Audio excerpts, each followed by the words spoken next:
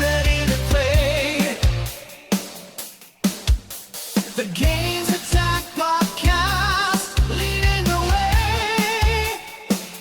OldFreakyGamer, rocking the scene.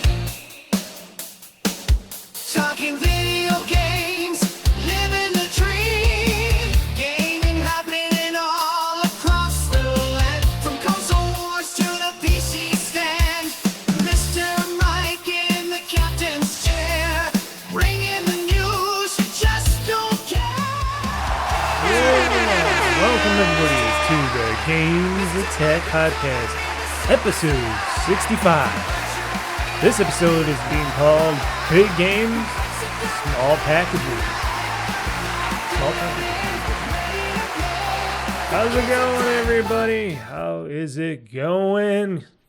Oh, that's part of a song, that Timberland song. Is it going? Is it going? Is it going? I feel whatever, blah, blah, blah, blah, blah. You know what I'm talking about, folks. If you listen to any of the Timberland stuff out there. Another week, another podcast, talking about video games. And a big game that just came out, that just got released last week. Or I should say, like, remasters, remakes, remasters, whatever you want to consider them. Touched Up from Iron Galaxy, the people that brought you a lot of other great stuff out there, like Killer Instinct and stuff for Microsoft. They helped make Tony Hawk's Pro Skater 3+4, and they remastered those games, and now they're out for the masses to play. And a whole new version of the game, 2 games in one, just like they did with Tony Hawk's Pro Skater 1 and 2. They did the same thing with 3 and 4, and I actually got a chance to play some of it. Originally, I did not, and it was not on my games played in the past week rundown, but yesterday, because I'm recording this Sunday, I was able to load it up on a couple of devices and play a bit of it, and I gotta tell you, I suck at skateboarding games. I was always good at the pro BMX games, you know, BMX, Triple X, all that stuff, BMX, Dave Mara's BMX, I should say. I was always really good at the BMX games, but I was never really good at any of the Tony Hawk skateboarding games. Don't know why, especially when the Pro Skater series, or Tony Hawk's Pro Skater series, has been like so good at making like good fine adjustments to the game's the gameplay and all in, and how the game works and stuff, all the what do I want to say, mechanics of the game.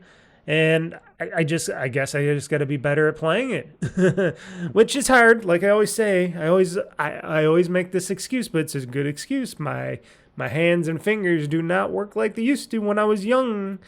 They're a little slower, a little older, and you know, it's hard to sometimes do the tricks or remember the tricks correctly and do all that stuff. But I've been trying. I've been doing some cool stuff in the game. I'm still falling 90% of the time, like not landing my tricks and stuff, but I'm not one of those people that's been playing Tony Hawk's Pro Skater over and over again.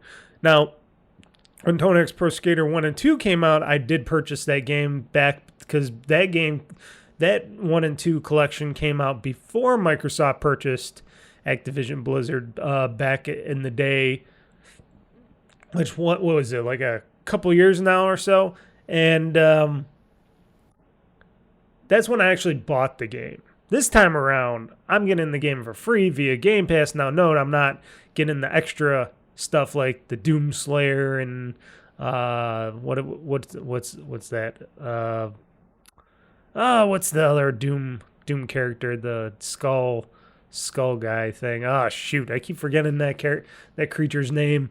Otherwise, I'm not getting any of those extra DLC goodness for people spending extra money on all that deluxe edition and all the other bullcrap that people are willing to waste money for it just because, oh, we could play it a couple days early and we'll get these extra characters in the game for free. Well, if you're a big Tony Hawk's Pro Skater fan, then sure, that's worth it to you. Especially, you're getting the extra characters and gameplay stuff, and you actually, gonna play the game early, you're gonna be there to play the game nonstop early and stuff. Then it's worth it to you. For me, I'm like, I like the games, I like what they do with it. I'm not the biggest player of them, but I will dabble in this game. I will do a Let's Play of Tony Hawk's Pro Skater 3+4 eventually, maybe in the next week, because I do have another game that I want to put up this week. But maybe next week I will do it. I'm not going to do any first gameplays of it. I should, but I'm not going to do a first gameplay of it. The next game I probably will be doing a first gameplay of, but this game, nah. It's just the rehash of Tony Hawk's Pro Skater 3+4, and it plays very well. I played it on both my Xbox Series X, which plays very well, and my ROG Ally, which I've been playing, and it plays pretty well on the ROG Ally, even though I think my inputs on the ROG Ally are, I wouldn't say slow, but it seems like it really wants me to use the actual Xbox controller, even though the ROG Ally has the Xbox control scheme to it. So sometimes things don't seem to work as they shall, or it could just be me. Maybe I need to adjust something on the ROG Ally to get it to play better with the controls. I don't know. I'm gonna try it out on the PC. I also have it downloaded on this Mega PC of mine, so I actually have an Xbox controller here, so I could try it out there to see if it's any better with controls or whatnot, but it plays fine on the ROG Ally. And for any of you that has a Switch 2 out there, this game also came out for the Switch 2, right? So you should be able to have fun playing this game in all its glory on the Switch 2, I'm guessing. Just guessing. But yeah. It's gonna be a fun time for a lot of people out there. Well, instead of going out and really skateboarding, we're just gonna all sit inside our air-conditioned houses and stuff and play Tony Hawk Pro Skater 3+4 indoors instead of being outdoors, doing real skateboarding and stuff. Nobody does that anymore.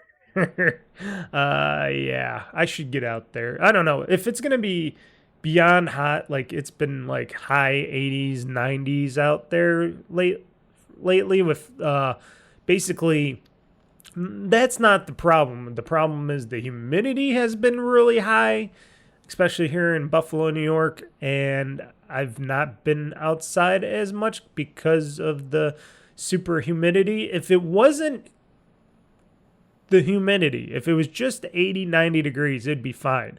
But the humidity adds that little bit of to it that kind of keeps me from being out there. So I'm kind of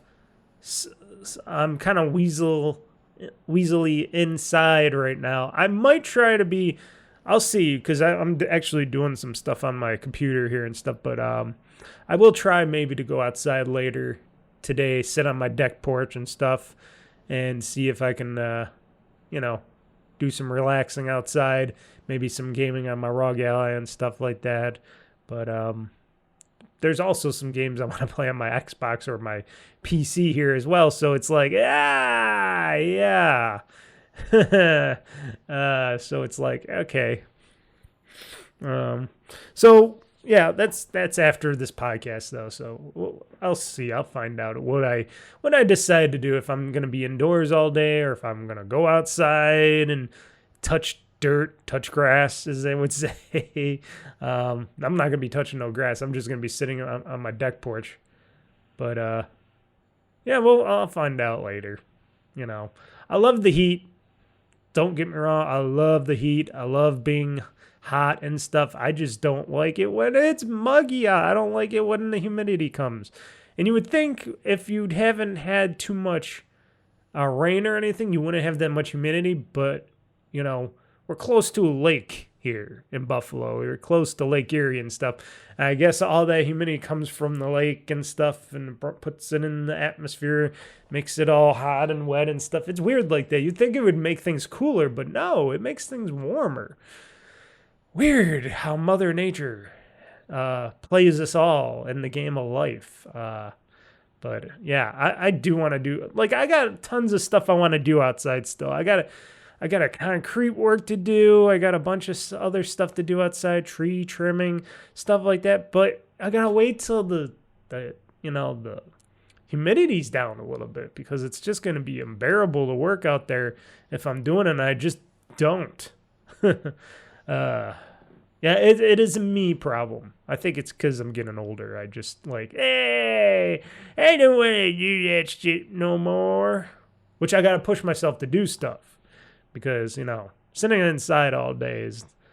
And I hate air conditioning, even though I got the air conditioning on right now. The AC is running in this house, and I'm just like, I don't like the cold. I'm feeling cold right now, and I don't like it. I don't like getting cold, you know. Because we got winter all year, most of the year anyways, so why do I want more winter in the summertime? I want heat. I want to feel warm. So maybe that'll push me to go outside, because too much air conditioning makes me sick. I get sick, you know. I feel a little and I feel like right now I kind of feel like a little and stuff. It's good for sleeping. Like, I can sleep and have the AC on a bit, you know. Even then I would like it a little bit warmer, but the AC's on anyways. But just trying to do stuff, it is like, it feels so tiring and draining, because I love the warmth. The warmth giving me the sun on my pasty white body and stuff, and just giving me that vitamin D is just so much better. Just so much better.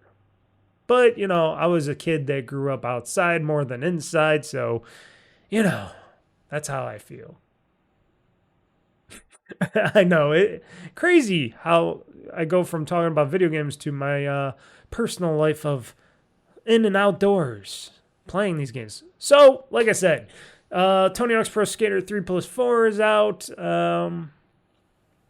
Yeah, I hope people like it. And, you know, it seems pretty decent to me so far. Well, I'll talk more about it in the games that I played in the past week, which I should probably do right now. Let's get it out of the way. Why don't we get out of the way of the games I played in the past week, shall we? The games that have been played in the past week. Seeing it's so muggy that my drink is dripping all over me, all the sweat, a lot of sweat from stuff, and I don't like it when it's drippy all over my office here. So games that I played in the past week, I didn't play much. I mind you, I've been busy working, busy doing other stuff, and I was just not in the mood to play many video games this week. Only the basic games that I've been playing over and over again, mostly, and that would be mostly Minecraft. Bedrock edition for on my PC and ROG Ally. Been playing a ton of that. Still into Minecraft, folks. Go figure. Got some stuff to talk about on Minecraft, of course. There's some news-ish stuff for you Minecraft fans out there that just love Minecraft like I do. So I've been playing a bunch of that on my PC and ROG Ally, doing the memory card swap thing, because cloud storage and stuff doesn't seem to be working for me on that, and I don't know why. And I'm not gonna care about why. I'll play it how I play it, and I'll keep it working the way I keep it working, because it's just too exasperating. I'm trying to figure out what's the fuck is going on behind the scenes and from Mojang and Minecraft, and how come cloud saves aren't working and server things aren't working and stuff like that, but yet they still trudge along creating the same product, adding to it and keep adding to it, even though they could just make a new Minecraft, but they refused to make a new Minecraft 2, which makes me think that they're very incompetent over there at Mojang. or too lazy, and they just think, oh, this is a good enough prog. We'll just keep adding to it. But you can always make a new Minecraft. They can make a Minecraft too. They can make it like a, like a Super Nintendo of Minecraft. Minecraft now, or Minecraft Java version and Bedrock edition now is the basic NES version, even though it's been upgraded to shit because they added too much of this other crap into it. But besides that, it's not pure vanilla Minecraft anymore, but it's still the NES version of Minecraft. They can make a Super NES version of Minecraft where people, things are a little bit better and brighter, and they can add in the whole ray tracing stuff and all that purely in that. But I think they just don't want to. It gets me the feeling that Mojang's just like happy where they're at, and they're just making money and just keeping the license going with movies and merchandise and stuff like that. And they're like, we don't really have to do too much to Minecraft this game and anything else. Why don't we just keep it the way it is? That's how I have a feeling of Mojang nowadays. Mojang nowadays, they're just happy and content on where they're at. And as long as they don't get hit with the layoffs at the big M, they're fine with that. They're like, Microsoft and Xbox won't shit can any of us because we're making money over here at Mojang. Nobody's going to touch us. No, nobody will touch you guys until that unfortunate time when people actually are Minecraft out, which I don't know. I don't think that'll ever happen. Minecraft, like people say about Tetris, I believe Minecraft is also that extra perfect game. It's a perfect game. You can play it anywhere, everywhere. Big supercomputers, little handhelds. It can be played almost anywhere. I have older hardware that plays it. It can play it on newer hardware. It's got a bunch of additions to it. You can play it in Java, using Java. You can play it on a regular PC. You can play it on Steam and Linux, this and that. It is everywhere, Minecraft. And being able to play it anywhere and everywhere, that makes it like the perfect game. And it's just basically a big building block simulator where you just break blocks, build stuff, search around, go splunking. They added this little survival thing that you can do, or you can just go into the whole creative thing and forget all that shit and just build. Anything and everything is at your whim on Minecraft. And that's like Tetris. Tetris is the perfect game because it could be played anywhere and everywhere, and it is. And it's just so easy to pick up and play and fun to do. And that's how I think Minecraft is. I think Minecraft is that second perfect game that's been created that's just a big phenomenon that is perfect for anybody, Even though a lot of people out there go, I don't get Minecraft. It's for kids or blah, blah, blah, blah, blah. Hey, I grew up with Minecraft, trust me. And the first day, my friend, and I told this little story before, but the first day I found out about Minecraft, this is back in the early days before Mojang was Mojang, when it was smaller company and Notch Persons was in control of it and stuff like that. And he created this little game and this beta version of Minecraft. It was just called Minecraft back then. It was just in Java, and it was only for PC, and it had limited stuff in it. It had just building blocks, glass blocks, this, that. It didn't have any survival. It didn't have anything else weird in it. I think you couldn't play multiplayer at the beginning. Like, they added multiplayer a little bit later. I don't know. It's a little cloudy in my mind. But anyways, my friend was playing this. He's like, oh, look at this. This is a game where you're building blocks. It's like digital Legos. And I'm looking at it, I'm like, oh, fucking shit. That's pretty cool. And then I played it and I tested it out and I built some stuff. I'm like, oh, yeah, that's really fun. And then I'm like, God damn it, I gotta get this game for my PC. And it was only like, even back in the day, it was like only $20 as well. Now they got it for more money because they add all this other stuff to it to bring up the cost of Minecraft. But, back in the day, I think I paid like $12 $15 or something. I don't even think it was $20. I think it was like $15. It was like on a deep sale or something. They had like an early bird sale or something. Give us $15. And I'm like, okay, here's $15 for this Minecraft. And I played it and I'm like, oh fuck, I can't stop. And this is just with basic rudimentary stuff. Nobody was doing all the crazy stuff that they're doing now, where you can build calculators, computers, do all this stuff, multiplayer, survival, this, that. It was just something very simple, very basic, and it's like, okay. And then you have your clones of Minecraft. I even played a couple of clones of Minecraft out there that later came out because we all wanted it, just like me, on the Xbox.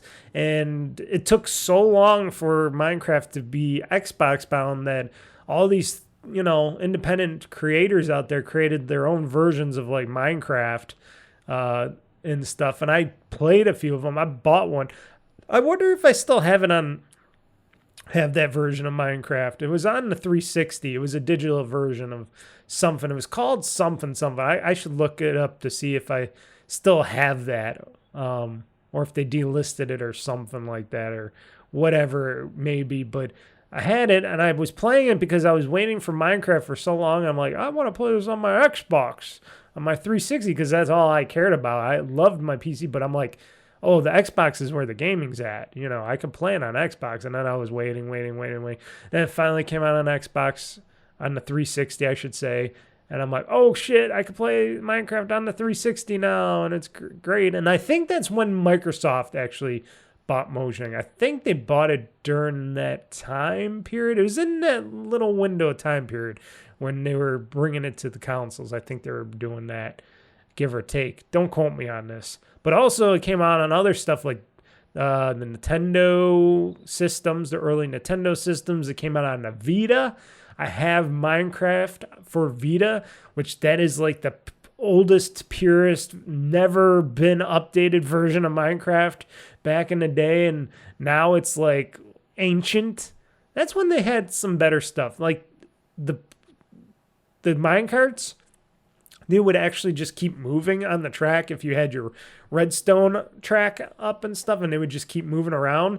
Now it's like, oh, I have the tracks and the redstone, but the carts don't keep moving. If they get out of your sight, they stop. And I'm like, why did my minecart stop? They should just keep traveling around my minecart rails until, I want to jump in them or something. And a lot of interesting stuff on the Vita version. I played most versions of Minecraft out there that you could play on Vitas and I think it was DS and stuff that Minecraft was on as well. And I'm pretty sure I had it on there. I have the Switch version of Minecraft, of course, Xbox versions, of course, this PC version. So I played and played a lot of versions of Minecraft over the years. And now I'm just like, okay, Bedrock is where it's at. This is the final edition.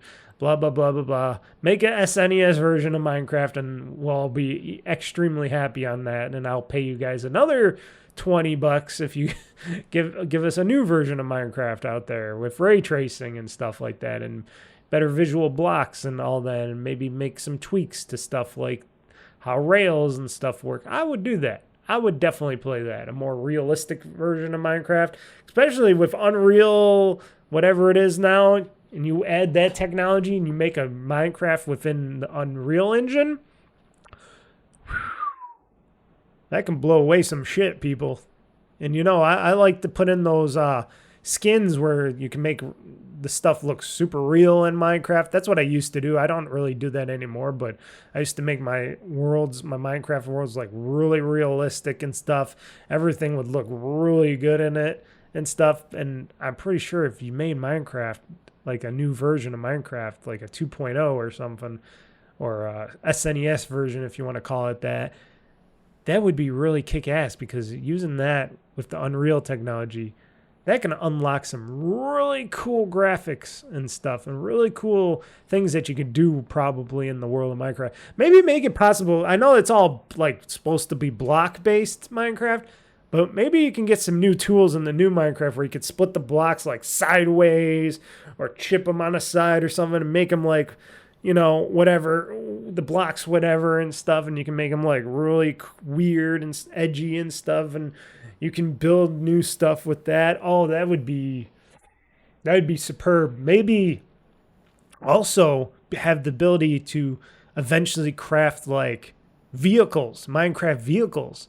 Like, oh, I could create this doom buggy or this truck or something, or this trailer truck or this train where I can put all the stuff in my train and choo-choo all around, or a tank, or stuff like that. Even build it where you can build tanks and weapons and stuff. I know I'm getting a little dark in this, but being able to build like tanks and weapons and stuff where you can go around and have fun killing the creepers and stuff with my tank, roll them over with a tank, shoot stuff out of it with a tank. That'd be kick-ass. Make planes and trains and jet ski, all sorts of stuff.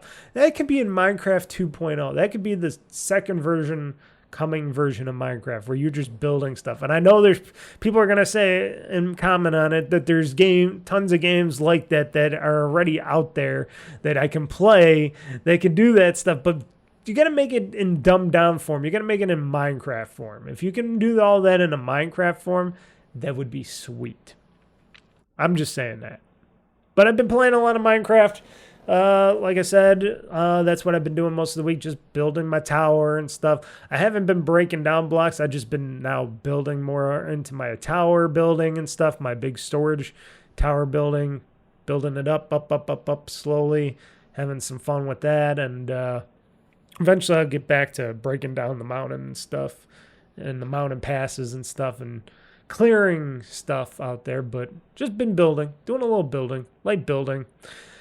Bioshock Infinite, of course, been continuing to do that. I'm on the 3rd episode. Next episode this week will be the 4th episode when I live stream that game. And I'm pretty much at the climax of the game, I think, right now. And pretty soon, and after the climax, it just, it continues for a bit, and then it's going to be ending. I already looked up where I'm at with a guide, and I'm like, oh, I'm pretty far into the game already. Now, no, back when Bioshock Infinite and all these games like Bioshock 2, all these other games coming out, maybe even Halo was a pretty long-ish game, but a lot of games back in that time, like Gears of War, I should say, didn't last forever. They had an ending point. They had a good chunk of game. It was a good, strong game with stories and stuff to do in them.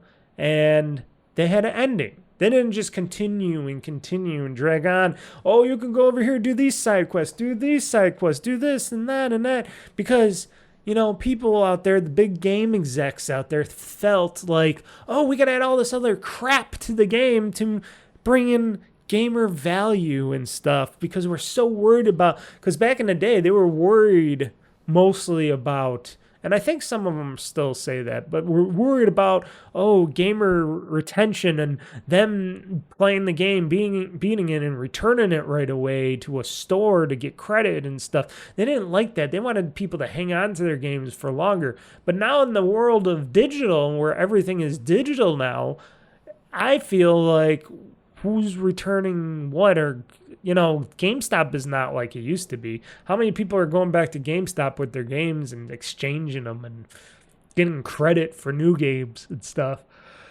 That's a thing, excuse me for the yawning, that's a thing in the past. That's unfortunately a thing in the past, or a good thing, I don't know. Because they never offered, like, every time because they said, we can give you store credit or we can give you money. Anytime when I was younger and I went there to see if I could get money from games and stuff, they always said, we don't have no money for that. And it's like, but you advertise all the time. You could choose to get some cash back or you could get game credit. But I guess behind the scenes, they were like, no, don't ever let them get money. Try to always get game credit so they can just buy stuff from our stores, which is, yes, what you do when you're making video games or when you're in that business of reselling video games and stuff. But it is a very crappy, shady thing. And I never really traded anything in at GameStop. At least I think I did it a couple times, stuff that I knew I was never going to care about again. And after that, I'm like, nah, I'm done. I had a friend that took a whole garbage bag once of his game collection, a whole huge garbage bag of his game collection, and he took it to GameStop, and he got like, what, $100 credit for it or something for GameStop. It was really pitiful, and I'm like, wow, all that, which they're probably going to triple the return on all that stuff, and you got only that much from your big giant garbage bag of games. And it's like, it's a shady business. And they let kids come in and trade this stuff in. And I seen a couple times when I was at GameStop that their parents would come in with them, these kids after the fact. They'd be like, no, I didn't want him to trade this thing in. He's got to get this game back or whatever, or whatnot it was. And, they would be like, nah, we can't have my son or daughter make a mistake because they're stupid. And no, you got to give this thing back to them. And I would have been like, I would have had the store policy and go, well, sorry, they did this and they signed that. Well, he's only 13. He's not able to make his own decisions.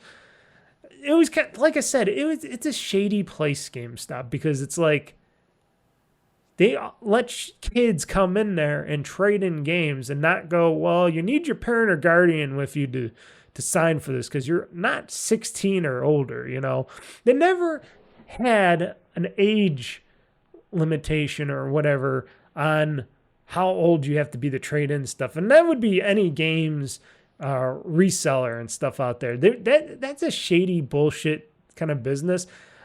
I was stupid enough to do that once back in the day when I traded in some games to try to get some rollerblades and stuff because I was stupid back in the day. And if I could go back in time, I would kick myself in the ass a couple million times saying, hey, dumbass, don't do that. Don't do that. Save those things. If I can only go back in time to kick myself in the ass, I would. I'm sure a lot of us would.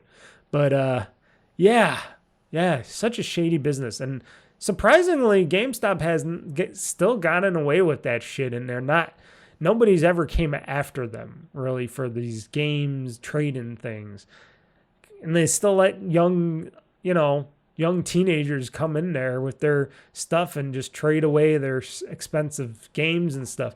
I see what I would have did if I was going to be a bigger dick in the games, at GameStop. First off, I'd make sure you would be like 16 or older or something, or else you'd have to have a parent or guardian. And I'd have a thing, and I think they did make you sign like the receipt, but that didn't mean nothing. I'd say, hey, in this little contract, once you give us the game, we give you the money or the credit or something, you can't trade back. This is ours. And then if the parent or somebody came in and said, he's got to get his game back, you're going to have to give him his game, I'll be like, he signed the contract. He's 16 or older. That's ironclad. I'm sorry. Nothing we can do. You just got to teach your kid better not to trade away his good shit. I don't know. But they don't do that. At least not where I'm around. Here in Buffalo, they never did that for anybody. And like I said, I was young. I was like 14, 15 or something like that. Maybe even 13. I don't know. Maybe not 13. 13, they had other game trade-in places, but I never knew about the trade-in stuff. But I think it was when I was 14 or 15 I found out about it. But like I said, they let you do it when you're a minor. Just trade in stuff, sign a sheet of paper saying, hey, that's ours now. Here's your credit and whatever, money. Crazy. But back to Bioshock a minute. Sorry. Been playing that on the Series X every Friday. I am pretty far into it. I don't know how many more episodes I will be cranking out of that for the Big Daddy Bioshock series. Maybe a couple more or so, depending. But the game is getting closer to completion. And like I said, it is not a super long, super long game. It is a perfectly good sized game.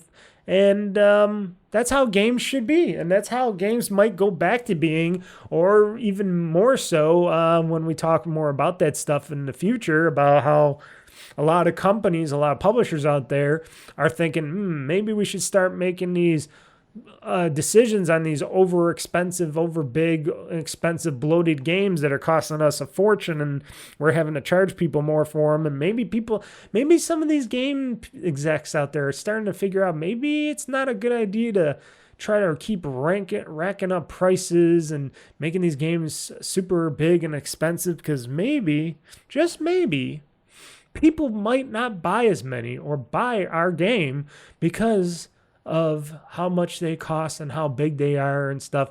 Sure, and I said this in many, many, many times. This is my whole thing of saying, you can have a great game. It doesn't have to be that big. But sometimes if you want a bigger game, make that big game. But make it once in a great while, and then make smaller games that are better, with better story, and forget the little whiny shits out there who say, no, I only want to buy big games, big long games.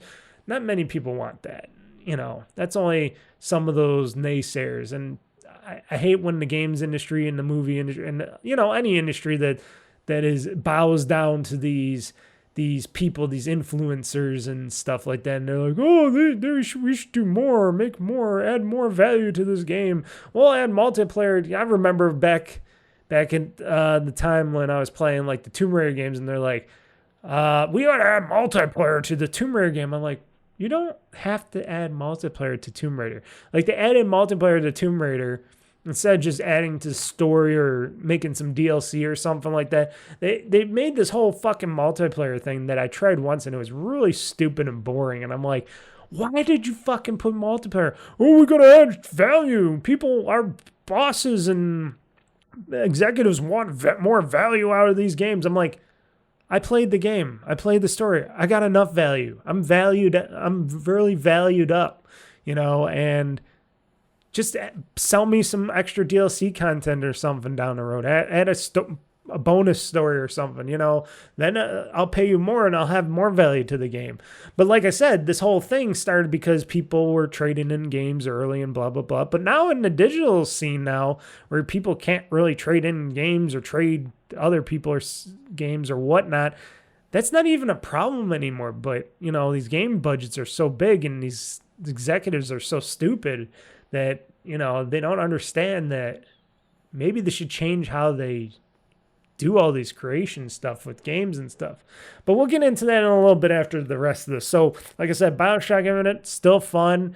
People are still watching it. People love Bioshock Infinite. I do. Like I said, I hope 2K announces that rumored next Bioshock game eventually, because I will be definitely all over that. I'm definitely going to play that Judas game, because it does have the original Bioshock creator guy that split off from Irrational Games, because that's what did the Bioshock games, and he has his own games studio with, I think, still in 2K, and he made Judas, which is basically a big spiritual successor to the Bioshock franchise, because it is just Bioshock, just with a different name and still with the same kind of powers and gimmicks and stuff. And I'm like, I'll play some Judas. I know it's got his own quirky messaging and stuff like that. And a lot of people are like, oh, he's got his messaging and his what do you call it? I'm trying to think of what it's called, because my brain is locking. Of course, every time I want to make a point, he's got his own beliefs and stuff that he puts in it. But I don't care about that shit. I just want to play it for the game. See, I look past the beliefs and the whole, egos and, stuff like that. And I just play the games for the games, people. I play for the fun of the game. So that stuff doesn't bother me like other people would be bothered by.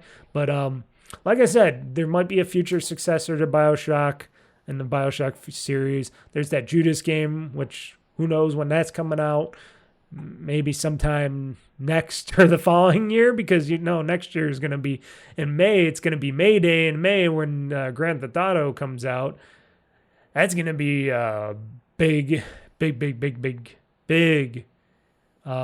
storm around for other games, which they're already pushing away and pulling away from. But still fun. I'm at a point now in Bioshock Infinite, And I think this was true back when I played this on the 360, and they never really fixed it.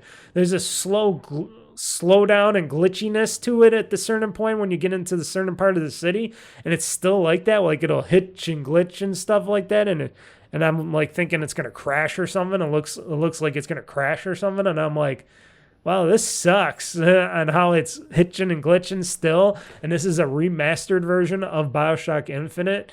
And you'd think they would have made that part better and fixed that part, but no, that's never got fixed. And I'm like, wow, this game is getting really hitchy and glitchy in this point. But when I get out of it, it's not as hitchy and glitchy. So back at that time with the assets and the game engine, I guess it couldn't handle those kind of things going on at the time, and they're pushing it back at that time. But it's still fun. Been playing on the Series X each and every Friday. Like I said, not much more to go. We'll see how many more episodes I get out of that, and then it'll be something different to stream on Fridays. And then, like I was talking about earlier, Tony Hawk's Pro Skater 3+4, I was just dabbling in it recently. Didn't do much in it, but I did enough skateboarding and stuff to know that I suck still. And but I'm trying, and I'm just having some fun. I'm not going to take it too seriously. It's not going to be a game that I'm, I'm not going to say not constantly playing, because I'm going to constantly play it because it's free on Game Pass. So I'll be playing it either on my Xbox, my ROG Ally, or PC or something. But it's not going to be the game that I'm just going to be going to constantly, like playing over and over. I'll be playing it a little bit each day, but I'm not going to be playing it for, ever. I'll be going back to Minecraft. I'll be going back to other stuff. Like I said, I want to get back into playing more Ninja Gaiden 2 Black, which is going to be officially the next Let's Play for this week. This Wednesday will be me playing some Ninja Gaiden 2 Black, which is really fun. I got to get back into that. I want to beat that game eventually. I'm thinking on chapter 3 or 4. I don't know how many chapters are in that game. I should look it up right now, because I thought I was going to look it up one time, but I'm just too stupid to look it up. Let's see here. Let's see. Ninja Gaiden 2 Black. Chapters. I should say how many chapters. It says it has 17 chapters. Holy shit. That's a lot of chapters. And I'm on chapter, 3 or 4? Yeesh. I got a lot of chapters to go in Ninja Gaiden 2 Black. I did not know that. Did not know that, folks. I thought it was a little less on that. Oh, well. It's going to be a long game. Maybe. Maybe not. Maybe I can just keep playing. I just got to play more through it and stuff, because I just been on and off of that. Like I said, lots going on.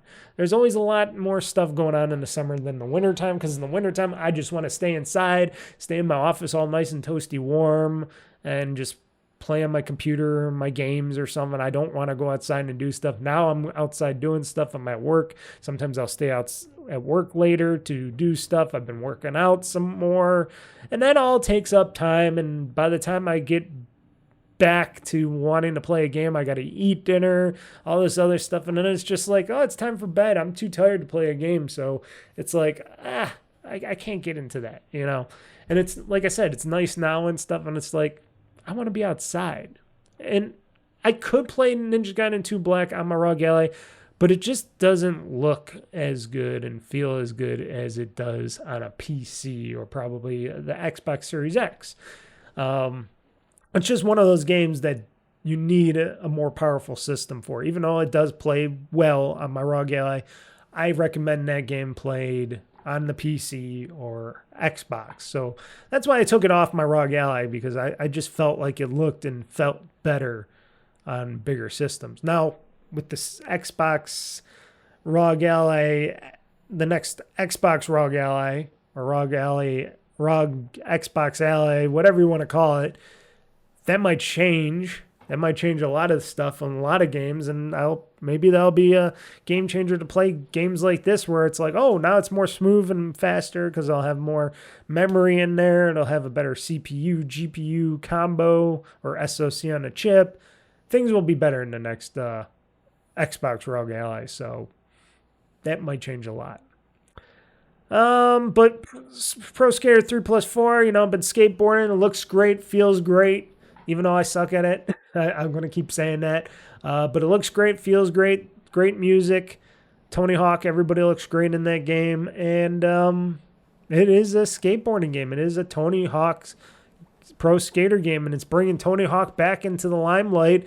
And it's pretty much a good time to bring these games back. You know, it was smart from Microsoft and Activision Blizzard, or Activision, I should say proper, to bring like the first two back, and now the second two, and with Iron Galaxy making these two, it was a smart, good idea to do that, and that just paves the way for people getting interested in if they ever create a new Tony Hawk's Pro Skater game down the road, like a new and improved whatever, you know.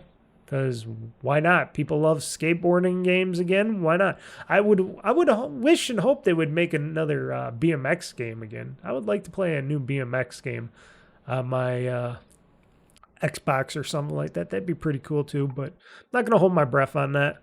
Dave Mirra's been passed away for a long time now, but they could bring it back. Why not? So those were the games I played for the past week, and like I said, haven't done too many other things on gaming besides those. I think I played, I didn't add it to this list, but I think I played like another round of Tetris or something, another thing of like Tetris, Bombtris or something like that. I can add that, but I didn't add it as a game because I only played like one game of it or something on the Xbox or something, but because I kind of got Tetris out because I've been playing Tetris so much. So, and now with Tony Hawk's Pro Skater 3+4, I'll be playing more of that for to get, you know, achievements and reward points and stuff like that, because it's one of those next big Game Pass games. And it's great. That's why I love Game Pass. Even though there's a lot of people out there that say, oh, Game Pass ain't making money. It's making money. You guys don't know what the fuck you're talking about. It doesn't have that many subscribers to it, which I'm still surprised and shocked that these people, these gamers, complain about how expensive games are out there, but yet none of them will look at Game Pass and go, oh yeah, that's a value, especially if you're paying, you know, like $20 a month for Game Pass Ultimate, and you could play all these games on your PC and Xbox. That's a big value. You don't have to pay for anything unless if you want to, like if you want to buy DLC or extra stuff, and that's where all that extra money comes in. People don't think about that, but there's extra stuff, especially within games and DLC, like I said, other stuff that they add to games that, you know, make more money for the games, especially at the end of the game. Well, you can still buy the game through Game Pass and you get a little discount, but when the game is almost out of Game Pass and they let you know ahead of time, oh, this game is leaving Game Pass pretty soon, then they add even more savings to that game usually, and they say, hey, this game is going on a deep discount. You can get this game for a really cheap price if you really, really want it. And then you can really get some good deals on, you know, these games before they leave Game Pass. And people don't understand that. They don't see that. And when people buy those games like me, because I'll do that, like I just bought that Grand Theft Auto 5 game because it's not, now that it's on PC and I could play it, I could get back. I haven't played it for a while, but if I want to, which I probably will play GTA 5 some more on my ROG Ally and stuff, if I want to get into that, I can do that now because I got it for like $20.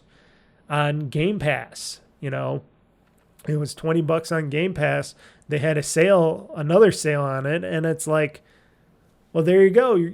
There, even though Microsoft's paying 2K and other people money for their games to be put on Game Pass, they're making money on the DLC content, all this other stuff, and people like me that say, maybe I want to just buy this game outright, and you got a bigger sale on this game now, so I'll just purchase this game from you guys, and there's another $20+ into Microsoft's and 2K's pocket and stuff like that, because people like me are buying the game on Game Pass, and it seems right. It seems right, and like I said, with all that money coming in from that stuff, plus, you know, other stuff that they do in their first-party games, I'm pretty sure they're making money back from that. And even though, like I said, they don't have the numbers yet, like Game Pass subscriptions have slowed down, they said, I think they're doing just fine with what they have. And like I said, I wish more people out there would just realize it. This is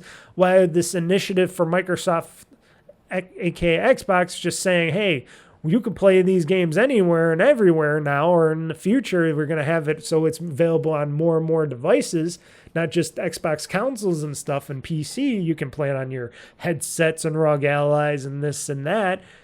TVs, streaming on your TVs and tablets and phones and stuff, because they realize, okay, we cannot just make money. We're not making any more money off of this lockdown system and hardware, and we're going to have to evolve.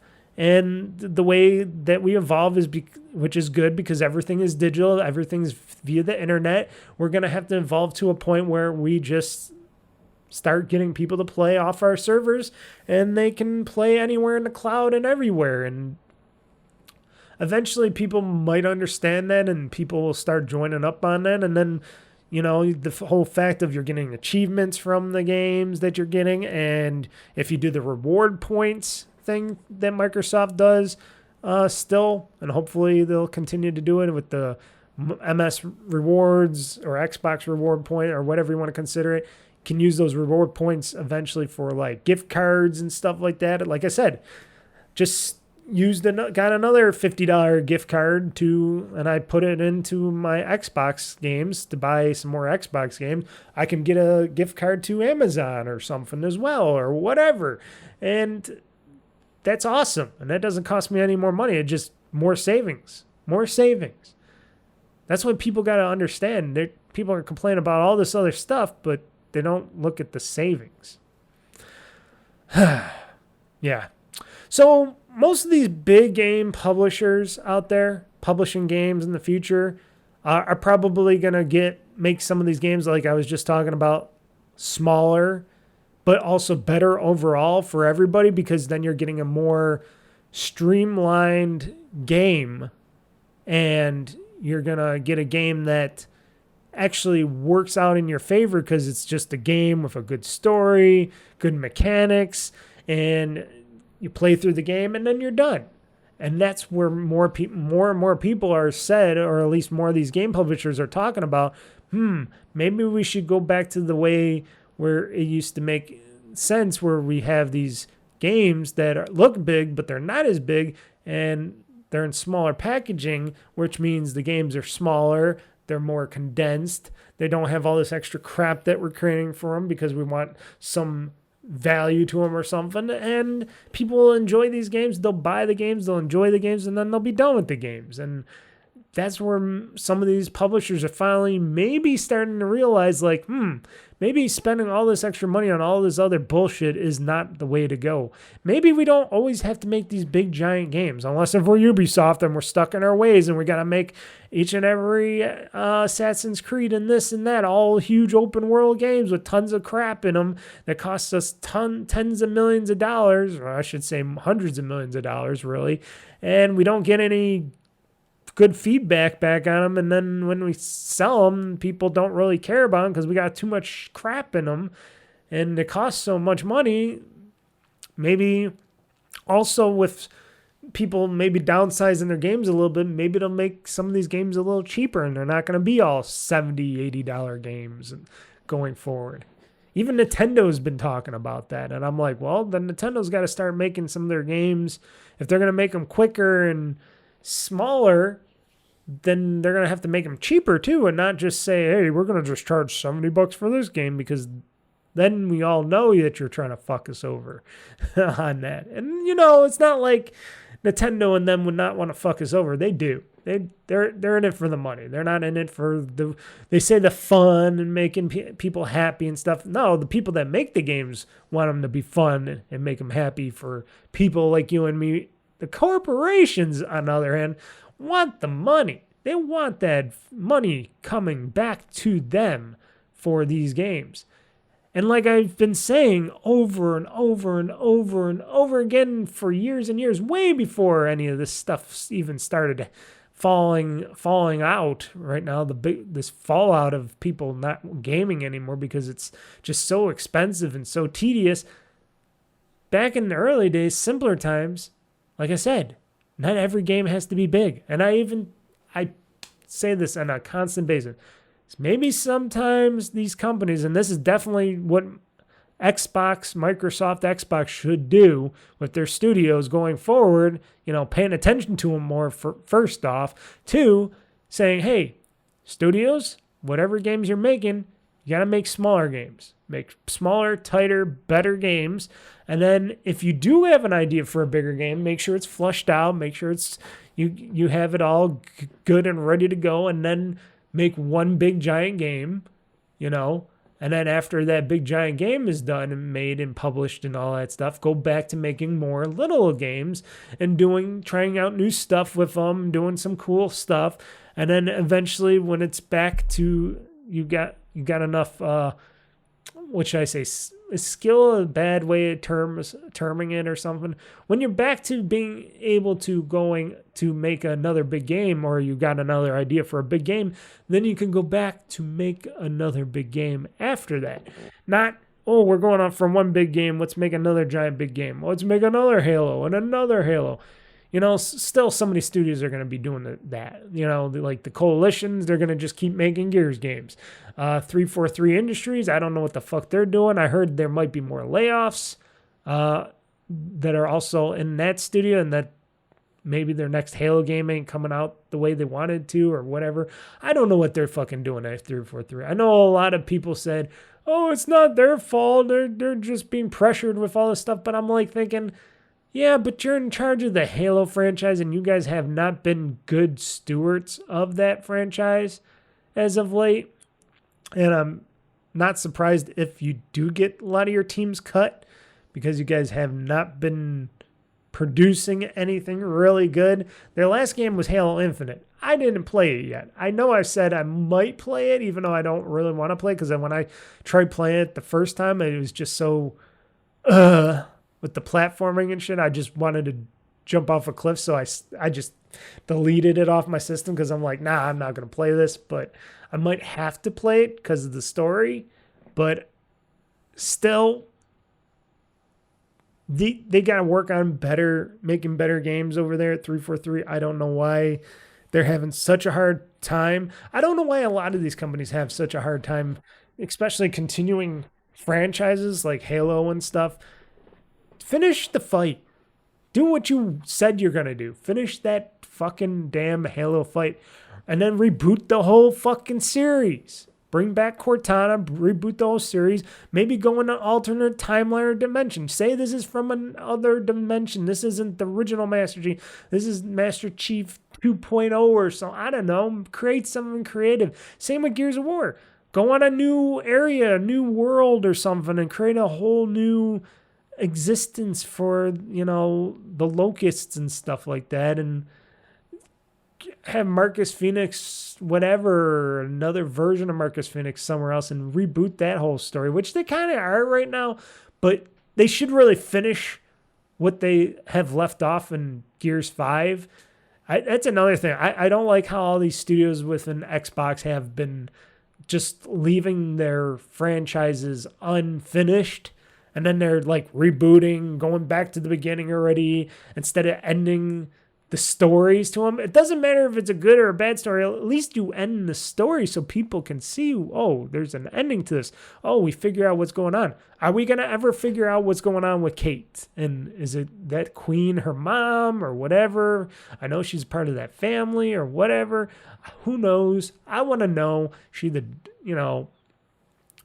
There's a lot of stuff going on. What's going on with Marcus Phoenix? What's going on with JD Phoenix? Is he dead? I forgot if he was really dead or not. But I want to see what goes on in those games. And going away from that is kind of like a sin in a way for franchises. And like I said, yes, they want to go back to the beginning.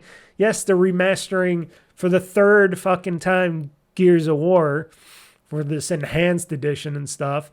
But come on, finish that game. Finish the fight on Halo. Finish this whole Gears series. And then go ahead, think of stuff. Reboot. Alternate dimensions, alternate planets, whatever. You can even create all new characters. Just do something different going the second time instead of trying to fill in and expand timelines and stuff and making it all messy and not really doing anything creative and stuff. And that's why sometimes they got to make smaller games sometimes and then make bigger games. But what do I know? I don't make games, but I play them. I see how they are and I see how they're made and I see what their thoughts were. And it's like all over the place. And it's like, come on, guys, let's focus. Let's focus a little bit more on these franchises. Let's give these franchises what they need. You know, a good, strong narrative. And shit, even if you have to write a whole story out ahead of time and then pick parts from the story to do in your games, and then eventually you'll finish the story with the games and stuff, and then you can reboot again. I don't know. There's stuff like that. They do that in TV series and movies sometimes, you know. It aggravates me sometimes, especially at these big companies. And then I know it's not easy when you got a corporate overlord that thinks nothing of you guys, and then they just want either profit or they're going to start getting rid of you for no reason. That's never good. But like I said, maybe make some of these bigger games and the smaller games. Maybe make new games. When your new games come out, they're smaller, they're not as big, and they don't cost as much money or take as much time to create, which saves. And you can probably make some decent money out of those games as well, publishing them everywhere you can. That's a good idea. Nintendo's maybe thinking about trying to do that. There is a news story about that.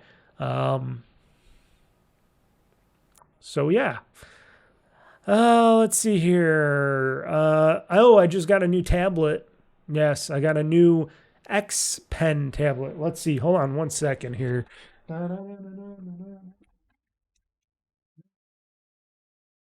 know you can't really see this, especially if you're not watching the podcast on video on YouTube podcasts here. But if you're listening, I'm holding up my X tablet. I know you can't see that. It's an XD pen tablet. It's got a special. It's a tablet. It's a Android tablet, but it's got a special screen to it so that you can draw on it. It comes with a drawing pen and stuff like that. I'm using it. I am learning on it and testing it out, but I'm learning on it to learn better to draw on a tablet again. And I've been doing some little stuff. I'm going to try to do some bigger, better stuff eventually. And I want to come to the point where I can start making some of my own pre-gamer art or some gamer art here that eventually I can use to put on some t-shirts and stuff like that, and do some artwork for my videos and stuff like that, and make new logos, etc., etc. And I'm trying to get my skills going better with this, because then I can take my ideas off of this and put them onto the computer. I think that's going to be pretty good. The tablet itself was like it was on sale on Amazon for around like $400 with tax and stuff like that. So not super cheap, but it's got, like I said, a unique drawing top to it. And the pen is special with this, so it's got better pen articulation. There we go, articulation. So when you're drawing and stuff, it's a lot better for doing drawings and writings and stuff. It's not just your regular based Android tablet with the nice shiny screen and stuff. That's got a more matte screen to it. But you can use it as a regular entertainment tablet if you want to. But I don't do that. I don't know if you heard me. I don't really do that with the tablet. That's going to be a pure drawing tablet, business tablet. So when I do my stuff, my artwork and stuff, I can just do it on that. Yeah, stuff like that, folks. But it's something I'm wanted to do for a long time now. And now that I got this tablet, because I do have my screen-based drawing tablet here that I can connect to the computer, this computer and stuff, but I don't have the room, and it takes up some room to do and stuff like that. And it's just something I don't want to keep plugging in and unplugging. I wanted to try out a tablet that was unattached to my computer that I could just do my artwork on without having a computer to attach to and stuff. I would just want it freeformed. And sure, I could have got a Surface tablet or one of those the Apple Pro tablets, but first off, I hate Apple, so I'm never going to get an Apple tablet. I know people say they're good for drawing and stuff like that. I don't want to give Apple any money. I want to stay out of that ecosystem. I want to stay out of the Apple ecosystem. Two, I don't think they have Krita on Apple. I could be wrong on that. I'm using an application, which I do on my desktop all the time now, that took over for Photoshop because Photoshop and Photoshop Elements and all that has been just bad, and it was just getting bad and slow, and I was having problems with Photoshop. I like Photoshop, but it just got really I started using Krita for a while now, and it just blew me away on what I can do with Krita. It's a free open source drawing thing, but you can use it just like Photoshop as well because it has all the same elements, all the same stuff as Photoshop. So I can just put my stuff, my artwork, my photos, whatever into Krita, and I can just do all my stuff with that. And it's just so much better, so much higher quality I'm getting out of Krita. And it's free and open source, and you can pay them to, you can give them money to help them and stuff to update Krita and stuff. But it's available for PC. It's available on Android. And I'm like, oh, it's available on Android. So that's why I got this Android tablet, because I'm like, oh, okay.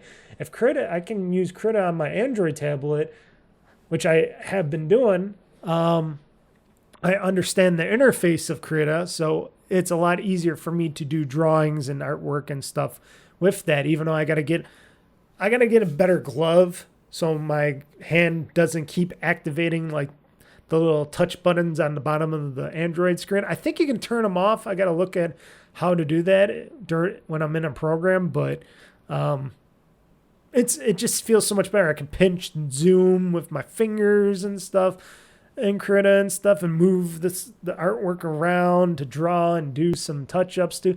It's really amazing what I can do with that on a tablet. And like also, I'm talking about the Surface tablet. Why didn't I get a Microsoft Surface tablet? Yes, they're cool. I would like to get a Microsoft Surface tablet, but they're expensive as shit. Paying $1,000+ on a tablet that who knows if I will stick with and continue to use. Sure, it's another computer and stuff, and I always did want a Surface tablet, but I'm like, I think $400 is better for a budget for me. And I can choke down $400 for a drawing tablet than over $1,000 for a full-blown tablet computer, which, like I said, the Surface tablets are amazing. It's just I don't want to be choking down over $1,000 for a tablet right now. I want to pay off stuff like mortgage payments, stuff like that. I've been paying off more of those and some more of my car. My car is almost done, but still got a little ways to go. But the mortgage, I'm trying to knock down double time here. If I can get the mortgage knocked down double time and get that all done, that's going to be great. Trying to put more money away in savings. I'm trying to do more stuff around the house. So that all adds up. And the only other big purchase that I plan on really spending a lot of money on this year is probably that next Xbox ROG Ally. So that money I got put aside for that. I don't have extra funds to be buying more tablets and computers and stuff. It's just crazy. It's crazy. It's crazy enough that I'm spending money on the stuff that I'm spending money on. But like I said, with this drawing tablet, it works great as I was testing it out. I'm probably going to keep it because I'm in a testing period with it right now, but I think I'm going to keep it. And I think I'm going to definitely use that for my gamer art and doing artwork and stuff. Because originally I was just going to do paintings and stuff on top of that. I wanted to paint. But like I said, I can digitally paint on this tablet with Krita, not have to get out paints and oils and waters and get a whole paint system and paint brushes and stuff. I can do that all here without less mess and time to do that. I can just pick this up and go anytime I want and not have to set up stuff. And I can use this stuff for within my stuff. Like I can use it for like my website, my logos, my artwork. I can make those t-shirts and stuff eventually, and gamer art I can sell, make a little extra money on the side from. That stuff can actually come in useful, compared to, oh, I got this whole thing here where it's like, oh yeah, I got all these paintings and stuff. Oh, what am I going to do? I'm going to hang them all up in my house, or am I going to sell some of these paintings and stuff? It's all getting cluttered in here. What am I going to do? Craziness. But I'm trying to work on my artwork. I want to do more art. I like art. I like doing art my way. And my gamer art, I like my gamer art. And like I said, I've been doing some interesting stuff with this tablet. I've been learning how to do my drawings better. I got to just learn. The problem with me is I got to learn better on how the pen to the screen is. And good thing this has a lot of, it has really strong calibration between the pen and the tablet and stuff with the software and stuff. And they designed it that way. So it's like almost very precise on what I'm doing and how I'm doing it and stuff. And you don't get much lag from it either. So it makes my job of doing artwork on it a lot easier. And I just have to get into the notion and the paralysis of, oh, I got to either do this or that. And I got to learn how to draw better on a tablet using a pen. It is kind of different. It's close enough to drawing like on a piece of paper, but better because here's the thing. You make a mistake on a tablet, you can just digitally erase it. On a piece of paper, you got to erase and do some stuff, blah, blah, blah. This, you can layer and layer, add layers and stuff. It's just so beautiful. It's just so remarkable and what you can do on a computer tablet for drawing than for doing it on a piece of paper with a pen and pencil and stuff. And I used to be a fantastic drawer back in the day. And then it's been a while. And I've been doing, like I said, more videos and stuff like that and stuff. But I've been trying to get my art styles better. It's not like other people's art styles. Other people do more realistic stuff. I try to do the more cartoony kind of stuff. That's why I call it gamer art. Because you look at like my logo and stuff, it looks like it could be in a video game. You look at the podcast logo that I got here for the new album art here. That looks like something you would see like in a video game or on a video game box back in the day. And that's how I like to do it. I make it look like it is kooky cartoony. And that's how I want to do it. And that's how it's done. So yeah, the tablet's going to be, I don't know if I'm going to use it today. Maybe at night. Maybe I'll try to force myself to draw for an hour or something. But throughout the week, I'll be using more of the tablet and stuff. And yeah, it seems pretty good. I like it. It's a great tablet. I think it's, and it's by the same people that create, like I said, it's the X Pen tablet. It's the same tablet, like I said, I got here in my drawer now, which I can use for the computer, but you don't need a computer because it's all right there. So it's really good. So why don't we get into talking about some other stuff like Microsoft and how they need to start sucking less if it wants to continue good relations with its customers and employees that are still working at the company. Basically, the whole thing is the whole layoff thing. Remember, they just laid off a bunch of people. Apparently, over this 2025 year so far, which we're still, we're in early 2025. We got the rest of July, August, September, October, November, December before we get into 2026. So, we got 6 months or so left, give or take. I'm not being super precise, but you got still 6 months. They fired over 15. They laid off. I say fired, but they laid off over 15,000 people so far. And new reports are coming in from like Windows Central and stuff stating that these layoffs aren't just because, they're just cleaning up because of tax money and stuff like that. So I've been saying for the longest time that, it's got to be because of the recent tax changes for corporations and businesses alike, that if they want to use get some extra money back per person for taxes and stuff from projects and creatives and stuff, and creations of new ideas and stuff, that's like every 5 years or so that they can claim on that, or something weird with that tax thing where they can't claim it now every year off their taxes. They can't write it off in their taxes. So that's one of those reasons that people were saying that people were getting laid off of, maybe at these companies, at all these companies, not just Microsoft, but at all these major companies, why everybody's just laying off tons of people because they can't take that tax credit anymore. But also, which I believe in highly, and they're saying as a report here in Windows Central that basically most of these Microsoft 2025 layoffs revolve around its AI infrastructure investment initiative, where it is desperate to spend $80 billion. That's 80 billion with a B, $billion in its infrastructure for its stupid AI and Copilot bullshit and stuff. And that if they wanted to use that money they wanted that money so they can use it into that, and they rather use it for AI infrastructure and stuff like that and make their AI initiative better than to pay employees to work on software and development and research and whatever else they're using them for, game development, et cetera, et cetera. So basically, they're just laying off people because they want to save the money, because they want to keep their 3 point something trillion, sorry, not billion, but $1 trillion market cap.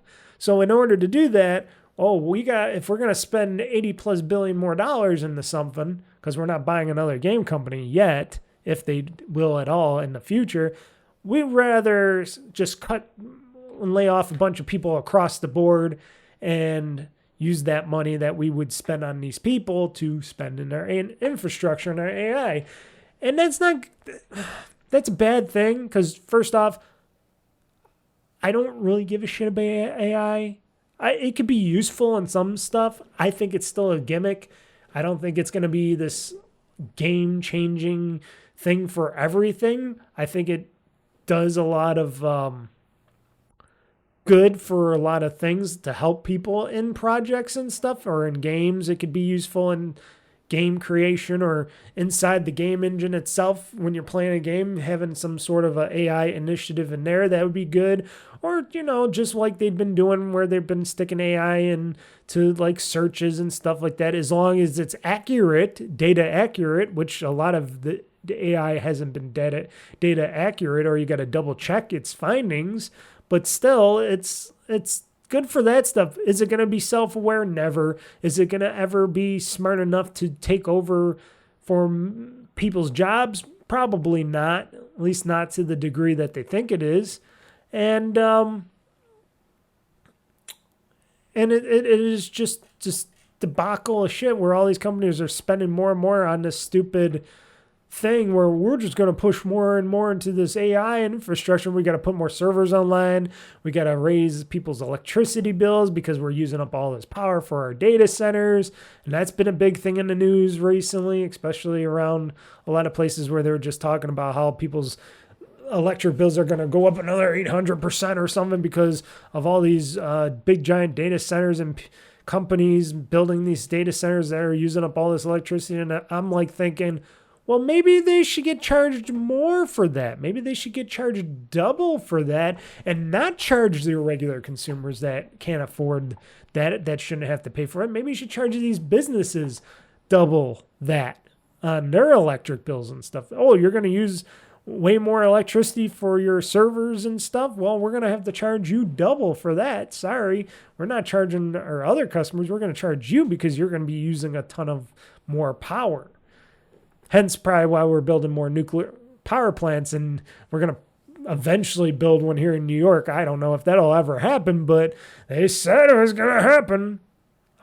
Hey, if I don't see any big towers going up anytime soon. I don't think it will ever happen. Let's just say that. They're still looking for a place to put it up here in upstate New York. That's where I found out they are actually going to put it up here in upstate New York. And I'm like, really?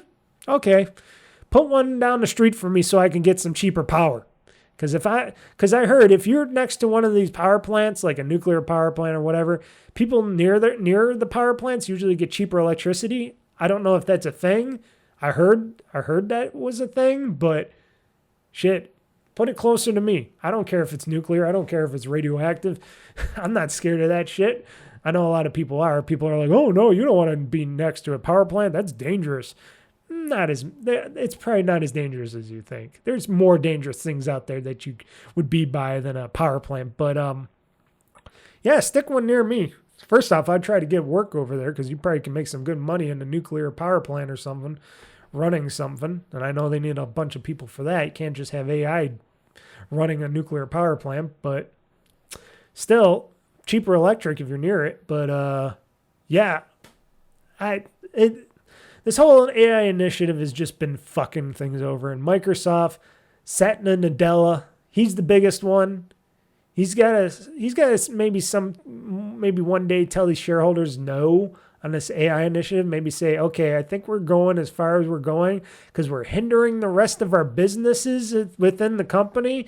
And we got things that are used to make us tons of money now not making us as much money. Like maybe we got to focus more on our main products like Windows and Office 365 as they like to call it now, not just Microsoft Office. Maybe we got to focus on the business stuff of that, and then we do use our servers and stuff for our storage and backups and all this other stuff, and that we use it for computing and stuff. But then we also got this gaming division that has been not doing so well with the hardware part of it, and we want to make sure this division does better. But here's the thing. Satya Nadella doesn't give a shit fucking about gaming or us gamers. He don't give a shit about that. He wanted to get rid of Xbox. He was trying to figure out a way to get rid of and offset Xbox. Now, going until now, you can see that a lot of these upper management corporate people still do not give a shit about Xbox. They're still trying to hinder it every chance they get. They're letting people go. They're making Phil Spencer and Sarah Bond think about who to fire next. And they're like, hey, we're just going to keep chopping the block over there. And you guys can still make games and make us some money because Xbox division still prints money for them with the games and stuff, but they're still going to let people go. And that ain't sustainable. That ain't sustainable. And then you got all the workers within Microsoft and Xbox going, why do we... They're all scared for their jobs because they're like, how are we gonna survive? Are we gonna still be here? We're gonna be working? It's not a good place to work. I hate to say it. One long time ago, I was like, I would like to be working at Microsoft. And then it's when I found out about that corporate culture back in the day, they had that corporate culture where they would just fire you for your performance. If it wasn't as good as they wanted it to be, they would just let you go. Now it's just even more so of that, even though they try to say it isn't. It is, because it's all about money based. And even if you're doing a good job, you're going to get laid off. And it's really, really bad, a bad precedent. And if you keep doing that, how many people are still wanting to apply to work at Microsoft? Is there people still wanting to try to get a job at Microsoft nowadays? Or are they looking at it and going, yeah, I could get a job now, but they might cancel my job within the first couple weeks to a month or something. So do I really want to take this leap into this company that doesn't give a shit about its workers and employees, and it just, lays them all off when it needs a little extra bump in the stocks price and stuff? I don't know about that. Yes, I used to be a big Microsoft fanboy, but now I'm just disliking what Nadella is doing with the company. And I think he's doing it like Google's been doing it when they're going down the drain. You don't see that yet at Microsoft because they're a 3-point-something trillion company, but that can't sustain forever. Eventually, that market cap might drop if they don't fix their stupidity within the company and stop focusing just on AI, because they want AI in everything, in every product, and that's not something you do. Maybe eventually put it into more products, be like, oh yeah, maybe this might be useful for your product. You know, do one product at a time, get it right, and go on to the next project then with AI and say, hey, do you guys, let's see if we can try to use some AI in the gaming division eventually. I don't know. What do you think we can use it for? You know, we don't have to put it in here, but we're thinking maybe it can help with, you know, game design or help gamers play a better game inside these games or something, help them with the levels or something. I don't know. You know, think of some cool shit or something for that and do that, but don't just fucking say, no, you gotta stick this in every system and game and we gotta add Copilot. I just deleted Copilot off my computers when Windows just updated. They updated with Copilot in them. I wonder if this one still has it in here, because I just deleted it on my other system and nope, I don't see Copilot on here. I'm looking. I think I permanently deleted it off of here. And it's not like I want to hate Copilot. It's just I'm never going to use it. And why do I want this application that could be a potential security risk, you know, within my system? I'm not saying that it is, but it could be a potential security risk, and it's not being used. So why have it in my system to begin with, you know? If I don't keep stuff that I don't use on my system, unless if it's like games or something, that's a different story. But I don't like the direction Microsoft is heading, and it's a scary slip, because they used to just be all Windows, and then Windows Office, you know, Office printing them money too, and then it's like, oh, we're going in the cloud with Office, yay! Now you got Office in the cloud, and you got subscriptions, and we're making more money off of that, and we got this Xbox division making us some money in the Xbox when the Xbox was like brand new and bright-eyed and shiny with 360, and then we had this guy come into the company, or he was working with the company, and he fucked up all of Xbox during the Xbox One era. Don Matrix, yeah, if you know him quite well, which I still complain. We got Don Matrix there. We got this other bubble-headed booby CEO working and doing some weird stuff before Nadella, and Don Matrix said some stupid shit and fucked up the whole Xbox One initiative, even though the whole initiative was about TV, as they were talking about in entertainment. Yeah, sure, but it was also games as well, but they were mostly talking about TV, because they were a little late to the market. If they would have brought that during the closer to the 360 era, when people still had, you know, cable and set. Now, I liked that whole initiative. That's why I got the 360 with the Kinect, because the Kinect, to me, here's the thing with me and the Kinect. I liked the Kinect up to a point. It was great to do it with Skype back when Skype was around. I used to Skype my family with Kinect all the time. It would follow me, do all that cool stuff. I loved it with Cortana, where I was able to say, hey, Kinect, turn on Xbox, Kinect, do this with Xbox, Kinect, do that. I loved that. Using Kinect to play games with sucked ass. And that's when I figured, well, maybe they should have just had a camera with a little light ring and a microphone system where they could have did the same thing and forgetted the whole 3D virtual capture thing, which didn't work at all. Because I tried a bunch of stuff. I tried some of those workout things that with the Kinect, and it seemed like it didn't work very well. And it was just like, okay, whatever. But I liked Kinect for other stuff. It just wasn't for that. And I did like the original Xbox One, where I can connect when I still had satellite TV. I connected my satellite box to the Kinect, to the Xbox One, and I used it as a TV pass-through.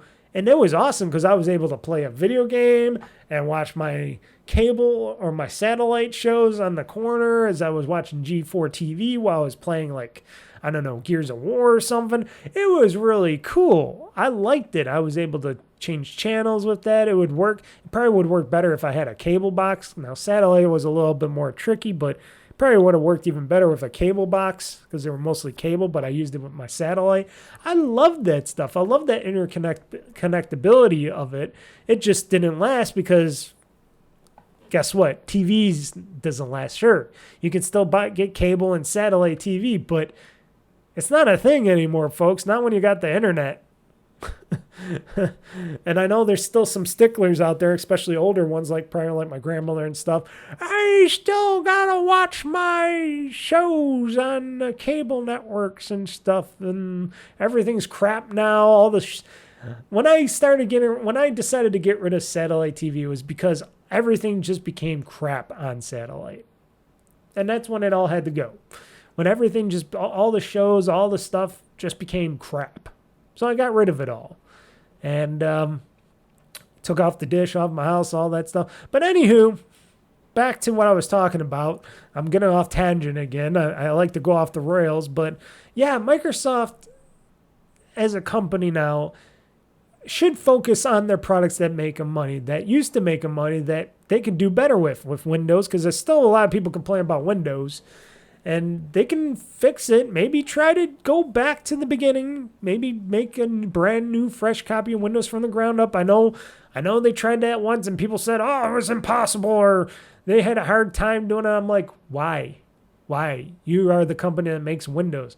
Just bring the good shit from that you guys liked in other versions of Windows from the ground up. Make it more secure, make it better, and build a new version of Windows from the ground up that can handle all that stuff, but add security, add stuff like that, and you'd have yourself a great version of Windows that you should make, that should be adaptable for any kind of computer or device or whatever out there, so you can use it on big computers, little computers, tablets, handhelds, like they're trying to do right now with the Xbox ROG Ally, where they're trying to make Windows 11 a special version of Windows 11 for that device. So when they get your Xbox app and stuff on there, that should be able to get Windows 11 to run more bare-boned enough so it's not using many resources, so you can focus all that resources on your gaming within that handheld, so we can play those games and maybe future Xbox games, digital Xbox games and stuff like that. So you don't have to have, a PC version of the game. You can just get an Xbox version of the game, backwards compatibility, stuff like that. And you'll be able to do it on your Xbox ROG Ally, which I think is a good move on that part. But with all the stupid layoffs and you got a CEO that does not give a shit about gaming or any of that division at all, and I really don't dislike a guy like that can't just open up his mind and see a bigger picture out there for that kind of stuff, and just focusing on the cloud and the whole AI initiative. Now, note, Nadella came from the server side of the business, so of course he loves that side of the business, but you're gonna open up your mind more, man, to the rest of your business. Can't just focus on one aspect of this business. You got to focus on everything, because you do more than just one thing in the business. You do Office, you do OS systems, you do some minor hardware now that they're basically out of the hardware business, even though they'll still do Xboxes up to a point until they might port those out to third parties eventually, which could be better. I'm not going to say it's going to be worse, but could be better if they do it right. And you got your whole gaming division that makes money. So you got to be careful of what you're doing. And you can't focus all on this pipe dream that AI is going to be the thing of the company, because it's not. It'll be a part of the company, but you're shoving it down everybody's throats within the company, and people like me outside the company, where we're just getting sick and tired of hearing about it. And you're giving AI a bad name because you guys got to all fight. Everybody's like, oh, we got to make the best AI. Everybody's fighting Google's, and they're fighting. You got OpenAI, which is kind of in a fight between them and Microsoft, even though they're partners, but they're bad partners. And then you got the Chinese people making AI or whatever that is. And then you got Grok from Elon Musk. And I guess who else? Doesn't Meta or Facebook, whatever they're called now, doesn't Don't they have something of their own? You got these other AI things, and it's like AI this, AI that, AI that. I'm just so sick of hearing AI. It's worse than hearing about virtual reality when they were like, oh, it's all about virtual reality, this and that, and this and that. But at least with virtual reality and virtual reality headsets and stuff, they weren't sucking up our infrastructure, our electric infrastructure. Not like this, where they're just adding these stupid super servers and stuff and chips that suck all this energy out to produce a couple ideas and things that's what we had search things for. I don't know. It's getting stupid out there, and I'm not happy with Microsoft. And the only thing that keeps me happy is the one division in that company that is Xbox right now, as what it is now. Basically a publisher of games and a gaming division that does some hardware, that will partner with hardware, that you will be able to game on mostly anything and everything, even though I haven't seen too many games being talked about or published on Nintendo yet. There's a couple. You know, you got Tony Hawk's Pro Skater 3+4 on there. You got a couple other little titles, but it's like I thought they would have flooded more games into that Nintendo ecosystem by now, but I guess they're waiting, which is always not the best thing to do, is always wait. But anyway, that's my perspective on that stuff. And I don't know. They're just sucking really bad. And like I said, if you're not going to have that employee value, and your customer value is going down for us as your customers, and what we think about the company and stuff, and then if your employees are feeling the heat and they're not feeling well respected or feeling like they're a part of the company, and you're letting everybody go, that's not going to be good if you eventually need those people back someday, or something changes and the whole AI initiative does fail and go down the drain, and then you got to get employees back to make stuff for you and to help work on stuff. They're going to be like, nah, you remember when you were mass layoff everybody? Yeah, we're going to work at these other companies that aren't going to fire us because you guys are being stupid up there on the top. You know, that's how I feel on that. That's how I feel. So, Microsoft sucks. I used to be the Microsoft fanboy, but now I can say no. And yes, I know people say, well, why were you ever a fanboy of Microsoft or Google? They're all big corporations, but they were better back in the day. I got to tell you, back in my day, folks, back in we'll call it 12, 15 years. Back in my day, 12, 15 years ago, Amazon, Google, and Microsoft used to be the kick-ass companies out there. You know, Amazon was always trying to give us the best deals ever for Prime. Prime was only like $90. I think it was like $80. I think I got it for like $80 or $90 at the time. Maybe even less. I think maybe I even got in at $60, but it was cheaper back in the day. You got more deals. They had game deals where you got $10 off your games. That was great. I used to buy them all the time on Amazon. Google was awesome. They were always doing all this new stuff and trying out new cool stuff, and they had a slew of great software and stuff, and Google Search was the best, and then Microsoft was going at it with Xbox and all that, and Windows was top notch for them and stuff like that, even though people still complain about Windows even back in the day, but they're always going to complain about Windows because don't forget Windows works on multitude of different types of hardware, so of course it's going to suck for a lot of people. But they were better at doing upgrades, updates, stuff like that. They were always trying hard to keep Windows, and now it's all no shareholder value. It's time to make that money back. Shareholder value. We got to make more money on this. We got to downsize this. Downsize. Let's kill all these projects. All this, all that, and it's just like. And no company gives a shit about you anymore. No company. And I'm not even just talking about those companies. I'm talking about every company. Don't listen to when a company says, oh, we care about our customers, because they don't. No company does really anymore. That is a thing of the past. folks. Companies are there to make money, and they will give you what you get, what they think you should get, and you will be paying for that shit. I'm sorry to say, I'm sorry to make it all dark and shit, but it's not like it used to be. 15 plus years ago, it was beautiful. Now, especially in the world where things everywhere cost more, yes. And, you know, you got to change and adapt with that. And I changed and adapted with all that stuff too. Like I said, I was a Google fanboy. Now I'm not. I don't give a shit about Google except for YouTube. That's the only thing I care about. And maybe I'll use the Gmail and stuff. That's about it. Microsoft, Xbox, I use Windows. I don't even use Office because I use Open LibreOffice. It's free. It's great.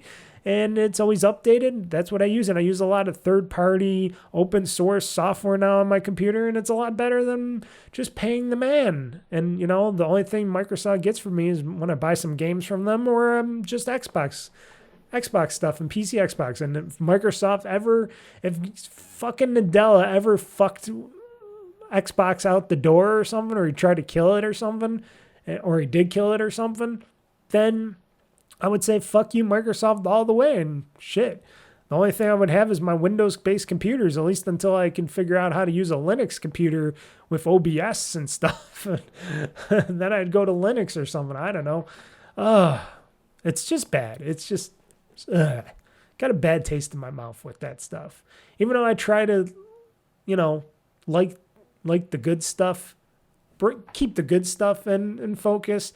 A lot of that bad stuff, even though it doesn't affect me personally, that stuff, but it affects others that create that stuff. And it's just like, don't mess with them unless if they're doing a really bad job. If they're doing a really bad job and then you got to lay those people off, then go ahead and lay those people off. If they're doing a good job and you're still laying them off because of you just want a little bit more pay in your day and you want a better pay package and you don't want to spend any of that 3-point-something trillion stock achievement or whatever that you have there. Well, that's stupid. That's stupidity. And it's only going to go so far until all that stuff just either doesn't go up or just crashes or nothing happens. I don't know. So why don't we get into the Games Talk News? And we got a few news stories. We're going to talk more about Microsoft. I know you just love that, don't you? Sort of. It's about Microsoft. They made a message about Phil Spencer, but we got some of that, and we got some other news stories, more about Game Pass, Nintendo stuff, the whole downsizing games and making them better initiative and stuff like that. We got a few other things, and we'll call it a show. Locked and loaded, ready for the fight. Game Talk News, gonna set the stage alight. Mr. Mike's got the scoop, he ain't holding back. Dropping bombs on the gaming industry track. Hear the thunder, feel the roar. Game Talk News, gonna settle the score. From E3 to PAX, they got it all. The highs and lows, ready to brawl. Oh yeah. Oh yeah. Oh yeah. I had to do that. The Games Talk News. Yeah, now. I used to put now in there, and I did that robot voice. I did the robot voice if you guys want to figure that out. I'm sure you did back in the day. When I used to do the Games Talk News, I used to have it was like Games Talk News. Games Talk News. Games Talk News now. And I did that whole robot voice. I used actually Microsoft Sam or something. I used one of those voice things. I wonder where they are. They should still be in Windows 11. I don't think they got rid of them. I haven't used them in a while. I think if you go to sound or something, you can find them in the control panel or something. But that's what I used to make those robot noises and stuff. But that was something I did in the past. But AI helped me create this music and stuff with my starter, games play, or not games play. I did the games play I did myself, but I did the starter and the games news music. That was all done by me. That was all me. Entering a bunch of phrases and stuff I wanted out of my music for my music. So basically I created it, but AI helped generate the music to what I wanted. So, you know, it was a little bit of a collaboration. I didn't steal anybody's work with that stuff. It was all my words and all for my podcast, which is what AI is useful for, helping you create stuff of your own work that makes stuff better and not stealing other people's shit. There we go. So Microsoft talking about Phil Spencer, because some rumors were flying everywhere, which rumors do. And here's the funny thing. They're actually trying to make it sound like Phil Spencer isn't going to retire, because this is what they're talking about. So Microsoft, I might as well just read the news story itself. So Microsoft states, after rumors have been saying that Phil Spencer might be retiring from Xbox soon, and that division's going to Sarah Bond, which I guess she is the successor to the Xbox brand over there at Microsoft. So the next step up for her would be CEO of Xbox, which people make it sound funny that, oh, there's a CEO of Xbox. Oh, that's funny. So basically Microsoft they went out there, their PR out there at Microsoft was saying they're insisting that Xbox boss Phil Spencer isn't retiring anytime soon, to the response to rumors following mass layoffs and stuff. Because, there was a little thing that happened recently where Microsoft just laid off a whole bunch more people. And, of course, in the Xbox division, a whole bunch of people lost their jobs. Some studios closed, and a bunch of games got canceled from various studios and stuff. So, yeah, then everybody was thinking, and I was thinking this too, because I'm like, if Xbox isn't doing that hot, if they're not making the kind of financial money and stuff that Microsoft would want, I wonder if Phil Spencer would be going next. Because I had that feeling too. I'm like, I wonder if he gets laid off next or not. Because like I said, the whole initiative, and this has been forever, and I know they say they changed it a little bit, but I call bullshit on that. But the whole initiative behind the Microsoft engine, the machine, is if you're not profiting enough to what we're liking, or if you're not doing enough good work in your position, you could be just laid off. You could be shut out. We'll fire your ass just because you're not doing the level of success that we want, or we predicted that you would do, or that you said you would be getting for us. If you're not reaching that heights. And even though Phil Spencer's been doing the best, I guess, job that he can, I don't know his behind the scenes work or anything. I just see, what he talks about and what he says out in public. But it's been a very long and tedious road. Like I said, since the Don Matrick days. After Don Matrick, it became Phil Spencer. It was not easy for Phil Spencer to right that ship, and he tried very hard to take that ship away from that iceberg. And it kind of hit the iceberg anyways. It kind of hit it, and it's still taking on water. They're still keeping the water out because, it didn't hit in those crucial spots like the Titanic, where the Titanic sank. If you didn't know that, kids. But Xbox is still above water. They're still just scooping with the people they have left, and they're still trying to do stuff. They're still trying to fix certain corridors and stuff so the rest of the Xbox ship don't sink and stuff. And he's trying stuff. He's trying new stuff. He's letting companies trying to do their own thing. But overall, nothing's been really keeping Xbox as a major success. It's a success in its gaming division now that it owns Activision Blizzard, which was like I would say a Hail Mary pass for Microsoft with all that extra fresh influence and fluctuations of games that sell from that, like Call of Duty, Tony Hawk's Pro Skater 3+4, a bunch of other stuff. They got World of Warcraft, which I never hear them ever talk about. I never hear anything talked about World of Warcraft. That's like kept on its own battlefront. It's like on the side by itself. I never hear anything. I hear all about all these other games and stuff, but I hear nothing really big about World of Warcraft. Like, I heard about an expansion recently. That was about it. Like there's a new expansion going to be coming eventually from World of Warcraft. And I'm like, okay, but where's, here, like I was always thinking that World of Warcraft might become a Game Pass game eventually. Like they would bring World of Warcraft over to the Xbox side of things more and say, hey, if you got Xbox, if you pay for Game Pass, I was going to say Game Pass Pro, but you never know. They might change it to Game Pass Pro. But if you got Game Pass Extreme, you also get a free subscription to World of Warcraft, so you can go build your character now. I was always thinking that. Like that would eventually happen. Like, oh, I got a Game Pass subscription. I got Game Pass Ultimate. That's what you would have to get the World of Warcraft subscription for free. And I would have been like, oh, I'm going to play some World of Warcraft. But no, that hasn't happened. I think they still charge, $15 a month to play World of Warcraft.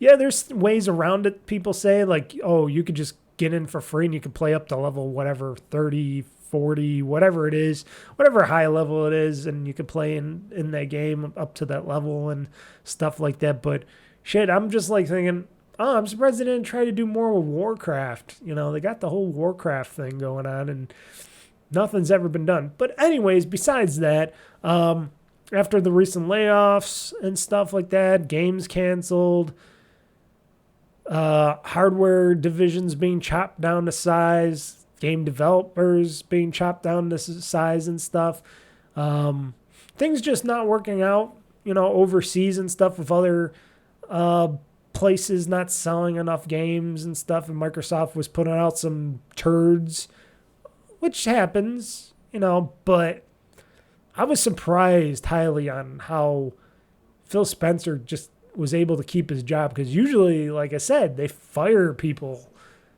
for less than that. Even though the gaming division is profitable, let's just make it so not the hardware side, but the software side of the gaming division is profitable, very profitable. It's just that, is it profitable or better, good enough for Microsoft as the corporate overlords? Is it good enough for, Nadella, the CEO, to say, are we going to keep this guy on as the CEO of Xbox, or we're going to move that to Sarah Bond eventually? Now, no, even Phil Spencer said he ain't going to be there forever, but he wants to be there as long as he can be. And he is, I guess, behind the scenes, they keep saying that he is, training and giving Sarah Bond the tips and tricks so eventually she could take over the gaming division over at Xbox. Now, I still don't know too much about her. I know about his background. I know Phil Spencer worked at Xbox since the beginning. He even worked before Xbox, I think. And he was in there in the beginning where he was helping create the whole Xbox initiative, all the gaming and all the divisions and stuff. He was working with the software and stuff, and then eventually became the studio head of Xbox and became the CEO of Xbox, or the executive CEO of Xbox. So, but they apparently, this isn't coming from his own mouth. This is just Microsoft insisted that Xbox boss Phil Spencer isn't retiring anytime soon, amid rumors of the executive's future at the company, which is weird because usually a company would not mention or anything, even if it's rumors or not. You'd think a company would not go out there and say anything about that, but if they're saying something about that, saying, no, he ain't retiring anytime soon, a lot of people have been saying the opposite that I'm going to say here. A lot of people are saying, oh, that means he might retire after this next Xbox gets put out or something, or whatever, or the ROG Ally or something, that Phil Spencer will eventually retire soon after this next generation of hardware comes out or whatever. I personally think he's going to stay on beyond that. I think he's going to stay on a longer than that. I think he's going to try to get the next generation, meaning hardware. Either it's Xbox's hardware, which is going to be their main units, which are going to be more like PCs, hopefully. I know a lot of people don't want to hear that, but here's the thing. If they're more like PCs and they're made to be more open. They may be made to be upgradable. Who knows?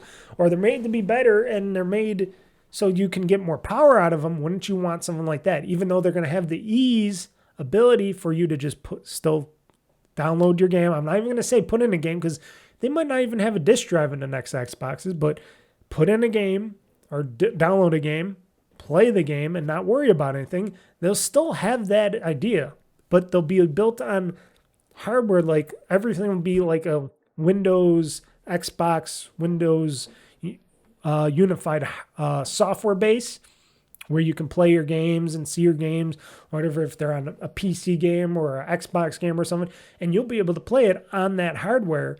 And that hardware spec, which I think over time might go to third parties, will be able to be even more beefier. So it's like, oh, you got the PlayStation 6, it can do this and this and this. But if you go onto the Xbox side, because they have partnered with people and they're doing their own thing, and they're saying, hey, you can go do this, but if you want to do that and make it even more powerful, go ahead, put in a 5060, 5090 graphics card in your Xbox if you really want to. It's going to be expensive as shit, but you could do it. That would be the most expensive Xbox, but it would be the most powerful Xbox. So basically, they don't even have to worry about power anymore. They're just talking about, oh, this Xbox is now the software that's going to be running within the background. It's going to be the Xbox soft.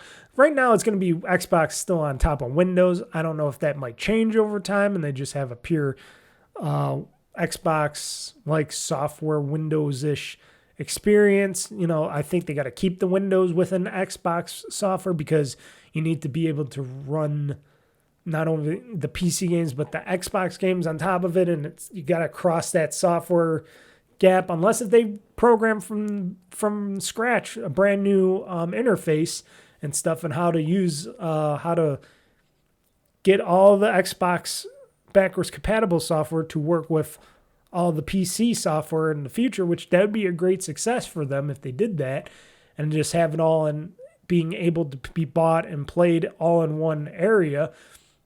But like I said, the power would be all that stuff, and you can play it anywhere. You don't just have to buy an Xbox from Microsoft. You can buy it from a third party. They might offer a sale. Some people are saying, oh, that stuff is going to be way more expensive and blah, blah, blah. And I'm like, well, maybe not. Maybe they'll be cheaper because they'll want to sell more, and they got bigger, production areas and stuff. Microsoft doesn't. They just they're just partnering up with people. But if you got a third party making your hardware, and it's not you guys making your own internal hardware and spending money on R&D, but you can say, hey, we want at least this, this, and this, and it's got to work with all that software, and we'll put our software in your boxes, and it's only our software. That can work out. That could make a Xbox expand over time, as you will. Like they said, they're doing it in handsets, they're doing it on tablet PCs and stuff like that. We're going to have that Xbox ROG Ally coming out eventually soon. That's going to be way better for people like me that likes the game in different areas, not just on an Xbox or a PC or something. This is going to be better for people like me that are like, oh, okay, it's the same interface. I can go across, because not everybody wants to do what I do. Not everybody wants to run pure Windows. Not everybody wants to just go on an Xbox. Everybody has their own thing, but this will be like, oh, you can game on anything, basically, and anywhere. And then you can buy it from us, maybe buy it from some third parties, but we'll try to offer you better. Maybe they'll say, hey, you can buy from all these other storefronts, because this is another thing people said, that they're like, well, how are they going to make money if people could buy games on other platforms? Well, they're off of those other platforms, but maybe they'll have some special deals or sales if you buy it off their main storefront. Plus, their main storefront's going to be right there in your face more than the third parties, but still, maybe they'll offer some better deals and software and stuff and games and stuff like that going forward. Who knows? And they're still going to make the controllers and stuff is still going to be Microsoft made controllers and stuff. So the Xbox controllers going forward will be Xbox. So right there and then you got yourself a good gaming division. And then if you start bringing in more of those good games and they don't all have to be big, giant games. It could be smaller games and stuff. That could maybe be better because Sony, they got to still design and make a box and themselves and put it out and sell it at a ridiculous price, and it costs money and time and all that stuff and R&D. Here, Microsoft's got a bunch of R&D people, a bunch of different kind of hardware. If they just get it all together in a certain spec, there you go. You can get the most powerful Xbox out there. You'll do 4K, it'll do 8K.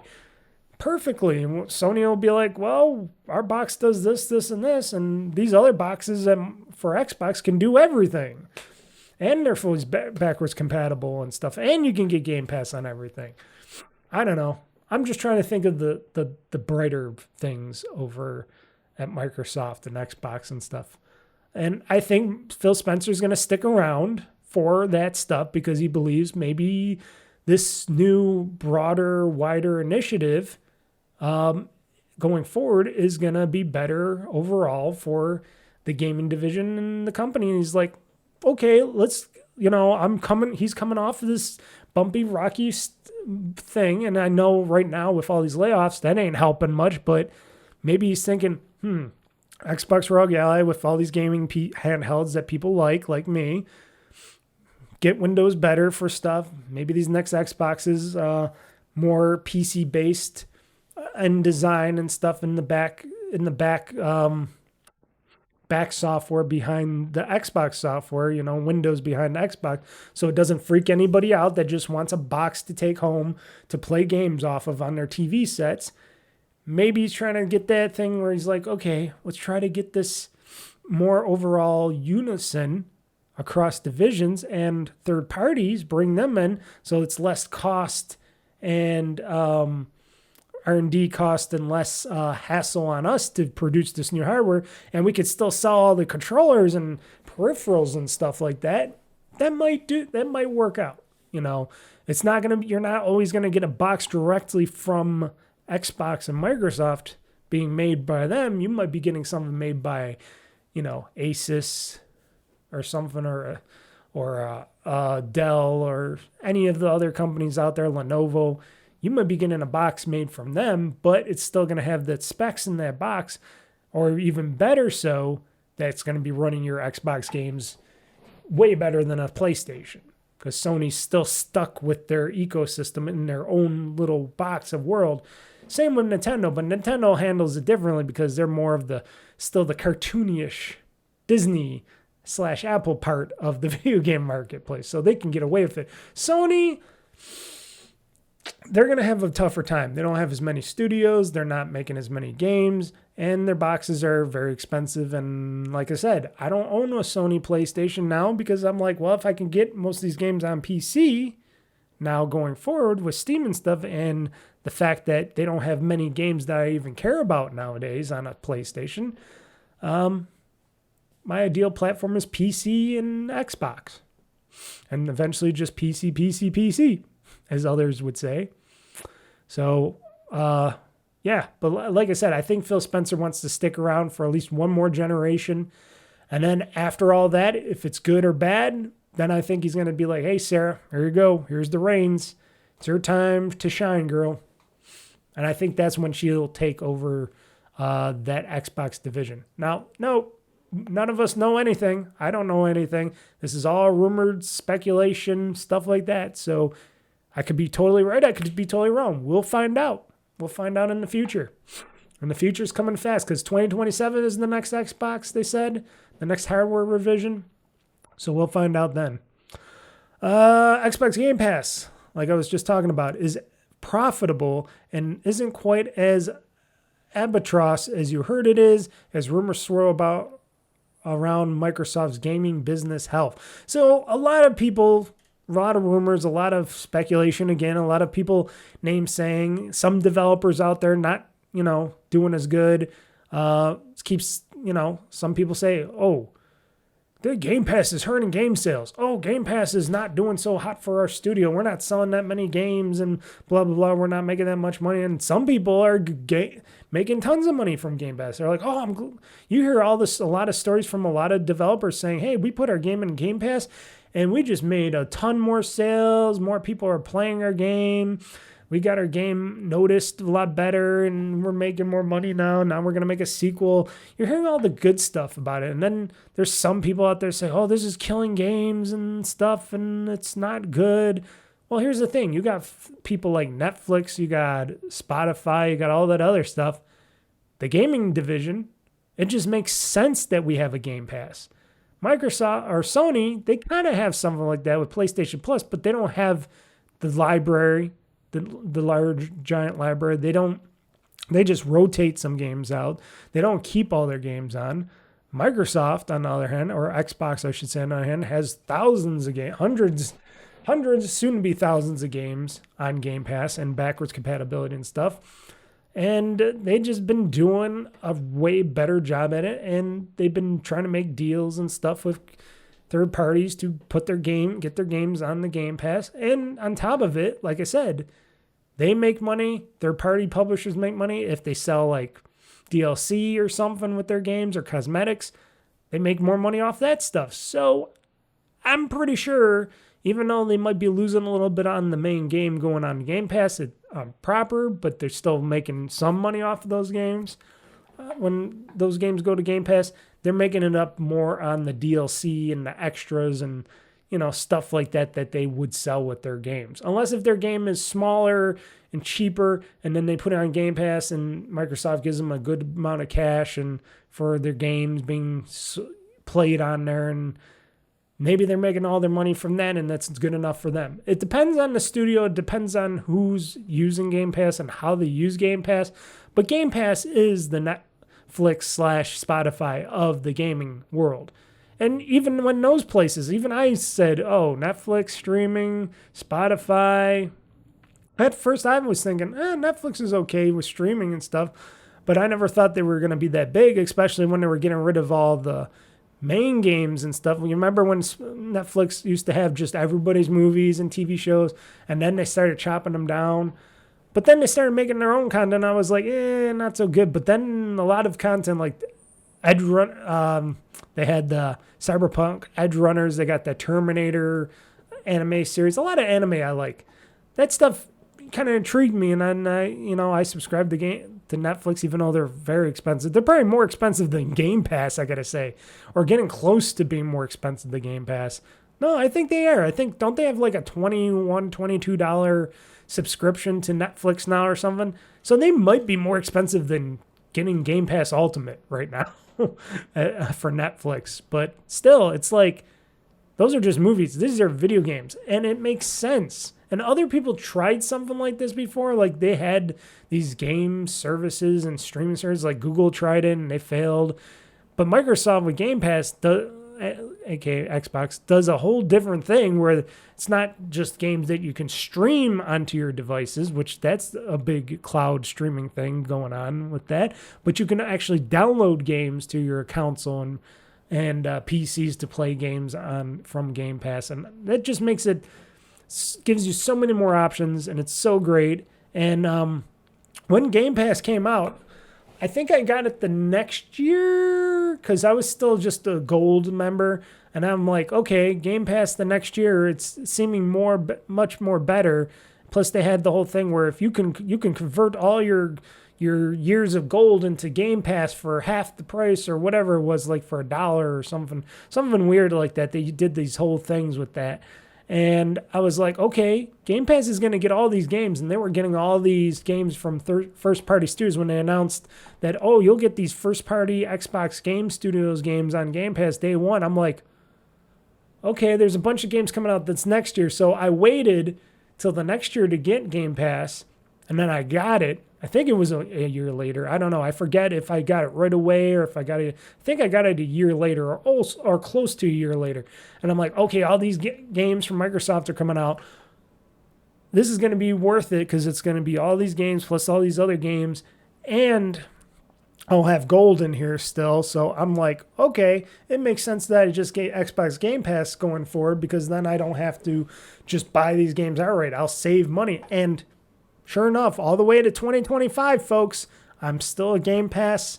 What am I? A Game Pass Ultimate member. I keep forgetting the ultimate term. I'm a Game Pass Ultimate subscriber, and I've been playing games, tons of games from Game Pass on PC, Xbox, and stuff, and my ROG Ally, and saving myself a fortune without buying games. And sometimes I still buy the games from Game Pass. Like I said, I just bought Grand Theft Auto 5 again.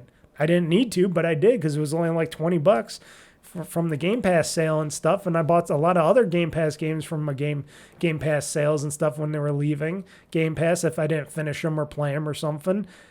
And they give you good sales. They give you good thing. I think Game Pass is very profitable. I think it's just they want more people, and not that many more people subscribe to Game Pass yet. And maybe they should. Maybe eventually people will if it gets even bigger, and especially if they bring in all those backwards compatibility of compatible games into the future. If they can do that, and they can bring all those Xbox games and you can play them on your PC, ROG Allies or something down in the future, and they're all just games that you can play, and it's not just, well, this is the PC game side, this is the Xbox side. No, everything you can play under one roof of this digital juggernaut that is Game Pass.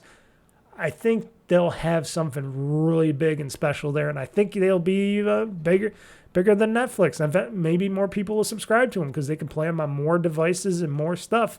And like I said, a lot of these companies out there, they're not all into the Game Pass. They think that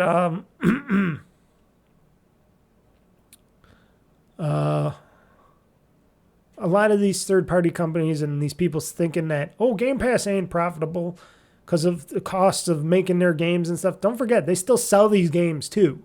Microsoft still sells their first-party games, especially now that they're selling for $80.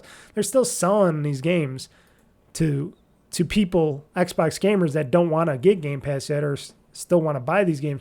And then you got them selling them on PlayStation and eventually Switch too, stuff like that. They're still selling these games elsewhere. So it's not like it's just on Game Pass and nothing else. They're still selling their first-party games elsewhere. So it's not like they're not making that extra revenue from people that don't want Game Pass. You know what I mean? So it's hard for me to... And no, they're not going to really say anything. Maybe eventually they'll say stuff about Game Pass if more people join Game Pass, which I would still hope.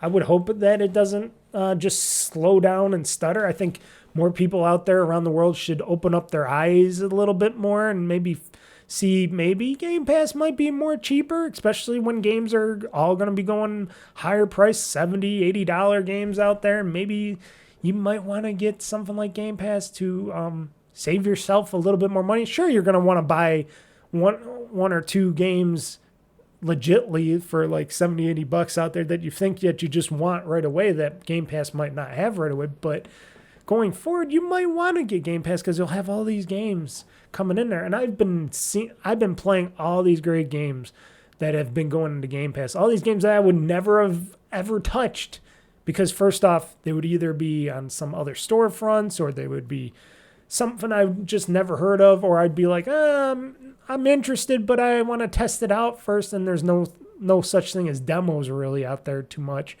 And I'm like, well, with Game Pass, it's the ultimate demo, and if it's good, I will play it. And I will keep playing it and stuff. And it's just all that gets me to say, yeah, Game Pass is something special. I'm glad it's available. I'm glad it's here. I hope it never goes away. I hope it evolves into something even bigger, and I'll keep supporting it. Like I said, if it goes to $20, $22 or something, I'll keep supporting it.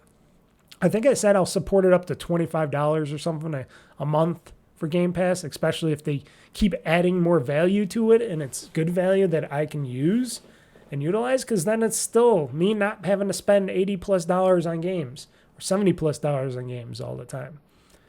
And there's always games being rotated in and stuff like that, and older games may be rotating out or they'll come back. Sometimes these games come back in the Game Pass, and it's like beautiful. I don't know. None of us know. Microsoft knows. We don't know. Eventually, you never know. We might know, but maybe not. But you know what? I believe I believe with all that DLC, cosmetics, stuff like that they sell, and especially when they have game sales within Game Pass, I think they do make money. At least they make money off of me. So there you have it. Let's see here. We got some more stories here, but I want to get this done soon. So we'll rush through some of these news stories, like Nintendo Switch 2 listings are finally live on Amazon, but you have to request an invite first. And I was just checking this up because I just went to, again, because when I got this news story, this was on July 8th, and it's July 13th now, and I was checking Amazon just right now. You can still do, it's still available, and you're still just go into the request, the invite, and you should be able to get, a chance to purchase a Nintendo Switch 2. I didn't do it because, like I said, I'm not interested in this base Nintendo Switch 2 system, even though I could get it with Mario Kart for $500. I'm not interested in it. I'm waiting for an OLED version down the road. Even if it's 3-something years down the road, I am going to wait. But if you're eager enough to get a Switch 2 and you really, really want one, I bet you Amazon has them. And they're doing something really good now where it's not just like, oh, first come, first serve, just buy, and knock down their pages. You got to reserve to get a Switch 2. You got to go and request an invite. I think that is the best way to do it. And I got to say, even though I've been harping on Amazon lately for all their anti-consumer stuff, this is good consumer stuff. This is like making it so, the legit customers have a chance to get a Nintendo Switch 2 in their carts and stuff. This is good. I like this. More companies should do this. Request an invite. If you get invited, that means you can get a Switch 2. They'll give you a chance to get a Switch 2. That's how it should be done. Not being put in a line or a queue or anything like that, but just having that general opportunity to be able to get it and say, hey, I'm requesting to get one Nintendo Switch 2. I'm eager to get one. If you're going to sell me one, then sell me one. If not, then not. And it's not some, some third party like scalper isn't going to buy like 20 of them. And like I've been hearing like somebody went to a store or something. I forgot if it was a Target or something. Somebody was saying, oh yeah, we had 10 Switch 2s come in. I was going to get one because I worked there. And then this guy came in and bought all 10 of them. I'm like, well, why did your Target store let them buy all 10 Switch 2s? Shouldn't they say, oh, it's limited to one per person? Why are you letting them buy? Oh, because, well, first off, they're a retailer, and 2, they're making money, so I don't think they give a shit. And 3, that's bad business, but oh well. That's why you didn't get a Switch 2. And I'm like, they also was thinking like, well, you work at Target, couldn't you just sneak one of those Switch 2s in the back or something and say, nah, I'm reserving this one for me. I used to do that when I worked in retail. I was able to put stuff like behind, keep them in the back storeroom or something and just put out a bunch of stuff and just keep the good stuff for myself and be able to buy it on my way out. I don't know why they couldn't do that with this. Maybe they're more scrupulous on that kind of stuff. I don't know. Talking also about Nintendo, like we were saying before, about game development risks increasing due to higher game prices and rising production costs, meaning Nintendo suggesting shorter development periods as one solution, and that's what they're going to be trying to do on a lot of their stuff at Nintendo. They're going to try to take out the larger, longer game productions. They're going to make some smaller, future ones smaller. Maybe once in a while they'll have longer game development on certain games, but mostly they're going to increase output on games, smaller games, better prices. And they're talking about higher costs with a higher price to consumers as one solution. This could also limit the number of people willing to be able to pay for them, they said, and that's not a good thing. And of course, recent game software development has become larger in scale and longer in duration, resulting in higher development costs. Furkanauer acknowledged the game business has always been a high-risk business, and we recognize that rising development costs are increasing that risk because paying $70 for a game, that means you're only going to be buying one game. You're not going to be buying multiple games. You're going to be buying one game or no game. In response, Nintendo previously stated that the value proposition of Mario Kart World justified its price tag. I don't think so on that. And was not a new benchmark for all the titles. Instead, Nintendo stated the company would offer variable pricing as seen with the $10 minigame collection, Nintendo Switch 2 Welcome Tour, which that should be free, and the upcoming blockbuster Donkey Kong Bonanza at $70, which that seems like a decent cost, I would guess, because that's like the next gen Mario, but it's made by that. Which I thought I had that story in here, but I didn't. But the Mario team, the proper Mario team, the main Mario team, is the development team behind Donkey Kong Bonanza, if you didn't know. Yes, I think I mentioned that in the last one. Maybe that's why I don't have that. Maybe I mentioned it in the last podcast. But yes, they're the team that's behind Donkey Kong Bonanza. So you're getting the Mario Odyssey team members working on Donkey Kong Bonanza. So this is their Mario for this year, I guess. So, but Nintendo is one of those companies that are looking to have shorter development periods, but give gamers the best value in games and making better games out of that. And that's what they should do across the board. Like I said, more gaming companies should make better games, but smaller games and not just make them more expensive because their development time and how much money, like Grand Theft Auto. We're all talking about Grand Theft Auto. That's going to be the most expensive fucking game out there from Rockstar. That's got to be, and people have been saying it, that's got to be a really, really expensive game. And people have been talking left and right about, well, this game cost $80 or $90 or $100 or something when it comes out or blah, blah, blah. And I was thinking, yeah, that would suck if it was, and it would be really bad for the company. And then you got other gamer reviewers out there and game journalists out there saying, no, it's going to be like $70 because if they did that, that would just kill their major consumer base right there of people wanting to buy the game. Plus, they're going to have different tiers of the game. They're going to have Deluxe Edition, Platinum Edition, this Collector's Edition. They're going to have editions where they're going to make more money off of it. I'm like, yeah, I hope they have a physical Collector's Edition for Grand Theft Auto 6 because I would definitely buy that because I'm stupid enough to do that. And I bought a lot of the Grand Theft Auto Collector's Editions, but they created something really cool and they added maybe a statue to it or something. I would buy it. I would waste my money on that. But I'm not going to hold my breath on that. Major Nintendo Switch piracy website seized by FBI. So Nintendo's still going at it. And they got the help with the FBI. So what is this? Just seeing. So top ROM sites have been getting knocked out. So let's see here. So NSW2U was one of the better known repositories of Switch ROMs online, which, did you know about that? I did not know about NSW2U. Never heard of them. But I guess it was a Switch ROM online site allowing people to play games on hacked Switches or emulators on PC without legally purchasing the games themselves.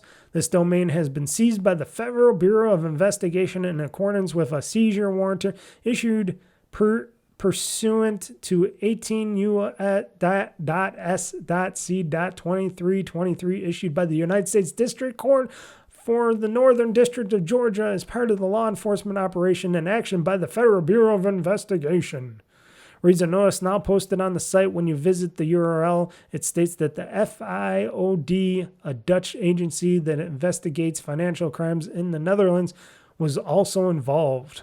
So it's basically cracking down on Switch piracy and stuff like that. And yeah, cracking down. Another site taken down. Now, this is a Nintendo Switch site, ROM site. Now, ROMs for things like GameCube, I kind of say Wii, because I kind of say Wii, because those were like all disc-based last gen, and you can't really unless if you can find the games properly and get them again. All those systems, I don't mind people putting ROMs on if you can't get those games anymore. If you can't buy them or get them or whatever, like emulators for like most of the original Xbox games out there, unless if they're backwards compatible for Microsoft systems now. Talking about SNES, Sega, Dreamcast, original PlayStation 1 and 2 and stuff like that. Maybe PS3 games right now, because some of those are, I guess, PS Plus bound now, but I think they're only streaming. But a lot of those older games that if Sony, Microsoft, Nintendo, any of those other third-party developers don't put out anymore, if it's hard to find out how to put them out, blah, blah, blah, licensing. If you can't get those anymore, having ROMs of those out there for people to get, which I got a bunch of those ROMs, because if I'm not able to get the software legitly, I think it's okay to be able to offer and get that software freely, unless if they're going to plan on putting it out there for purchase again. Or if they're going to remaster and remake those games and then sell them legitly. And then I would suggest people buy the updated remastered versions of those games. But if it's games that you can't really get anymore, I have no problem with those kind of ROM sites. And those ROM sites should be free from anything Nintendo's trying to go after on emulation and ROM hacking and stuff like that. But when you're getting into the category with Switch games now and stuff like that, and Switch 2 games eventually, which is probably a lot harder with Switch 2 games, but with Switch games and stuff, yes, because they're currently selling those games and you can currently buy all that software right now off those Switch 2 for Switch and Switch 2. I think I have a problem with those kind of ROM sites. And those ROM sites I can see getting offline and being seized by the FBI and stuff, because those are games that you can still purchase and get. And people that are scumbags that are trying to rip those off, making it more expensive for the rest of us, because now these publishers can't make the money on that, and the next game they make, they're going to up the price or whatever, or dumb down the game, because the rest of you assholes can't purchase those games legitly because you're cheap and you're criminals, and you should go away forever on that.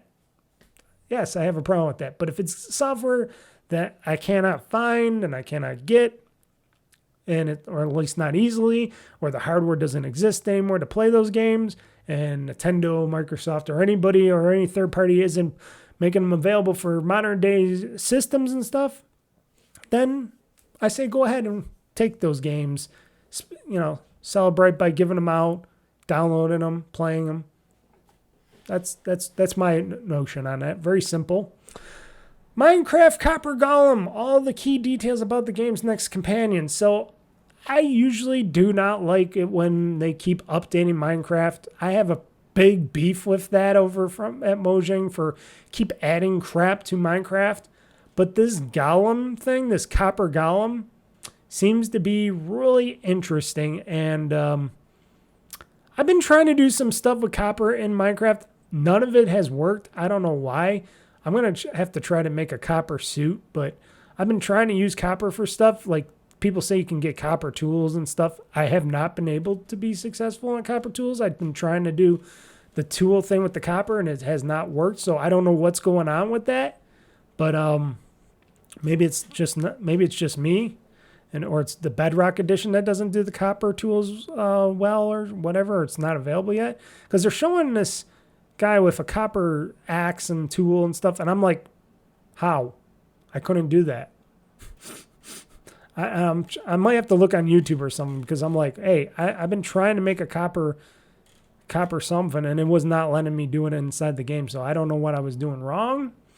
But having a copper golem, which these copper golems, when they come out eventually, which I think they said maybe the fall, like mid-September to early October, potentially launching these copper golems, unless if you're in the beta. If you're in the beta version or the preview version of Minecraft, you can get this stuff, but I'm not going to go into the preview version of Minecraft or the beta preview version of Minecraft. I want to just get it legitly.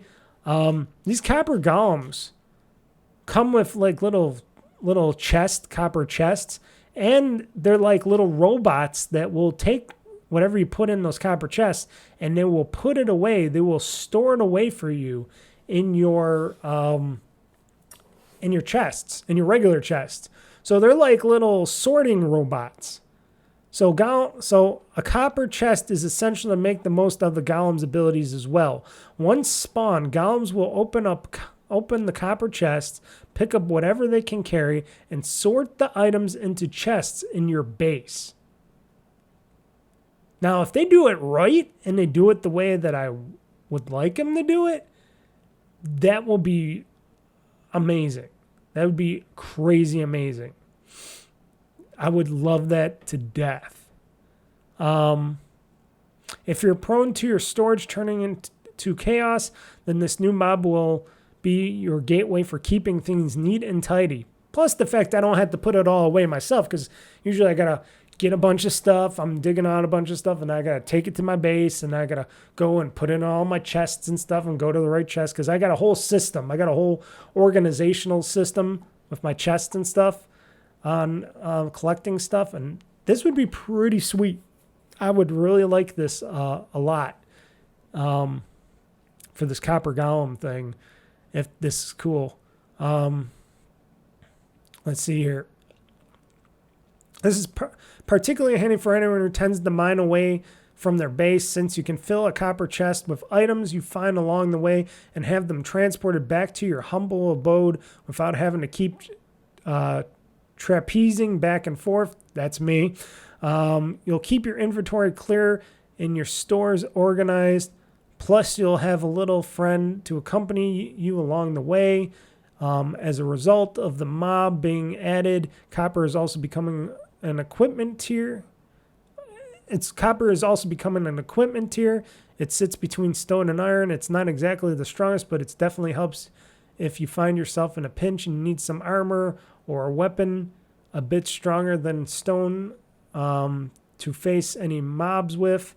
If you're using the copper pickaxe, you'll need to upgrade to iron before you can get your paws on a higher grade materials. But if you're planning on strip mining for a while, you won't have to worry about your tools breaking as quickly as stone would. Yeah, makes sense.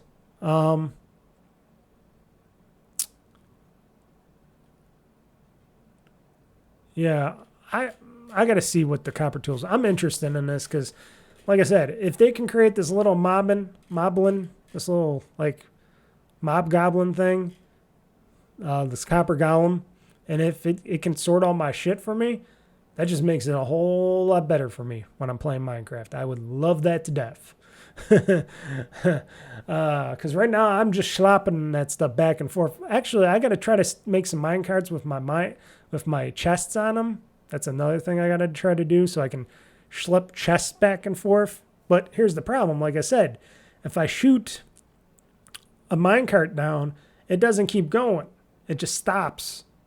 And then I'm having to go back and bump. It's a whole issue on that stuff. It's an issue. It's my issue. It's a crazy issue. It's a stupid issue, but it's my issue.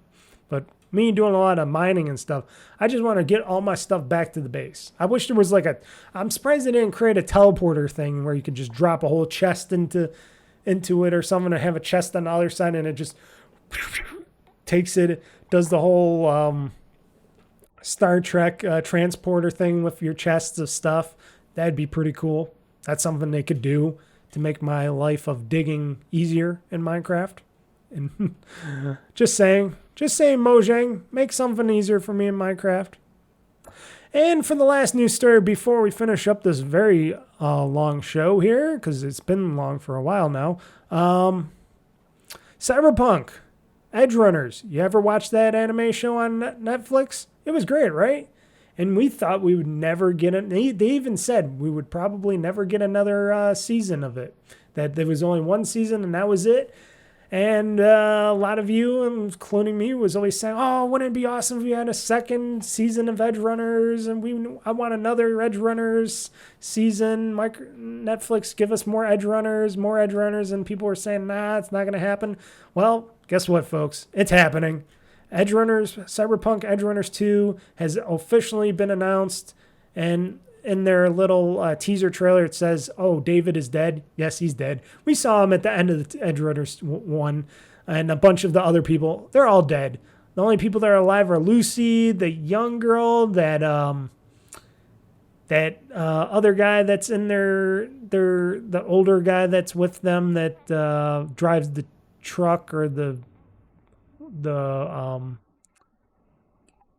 car and stuff. That guy. That's about it that's left. Everybody else died in the game or in the show.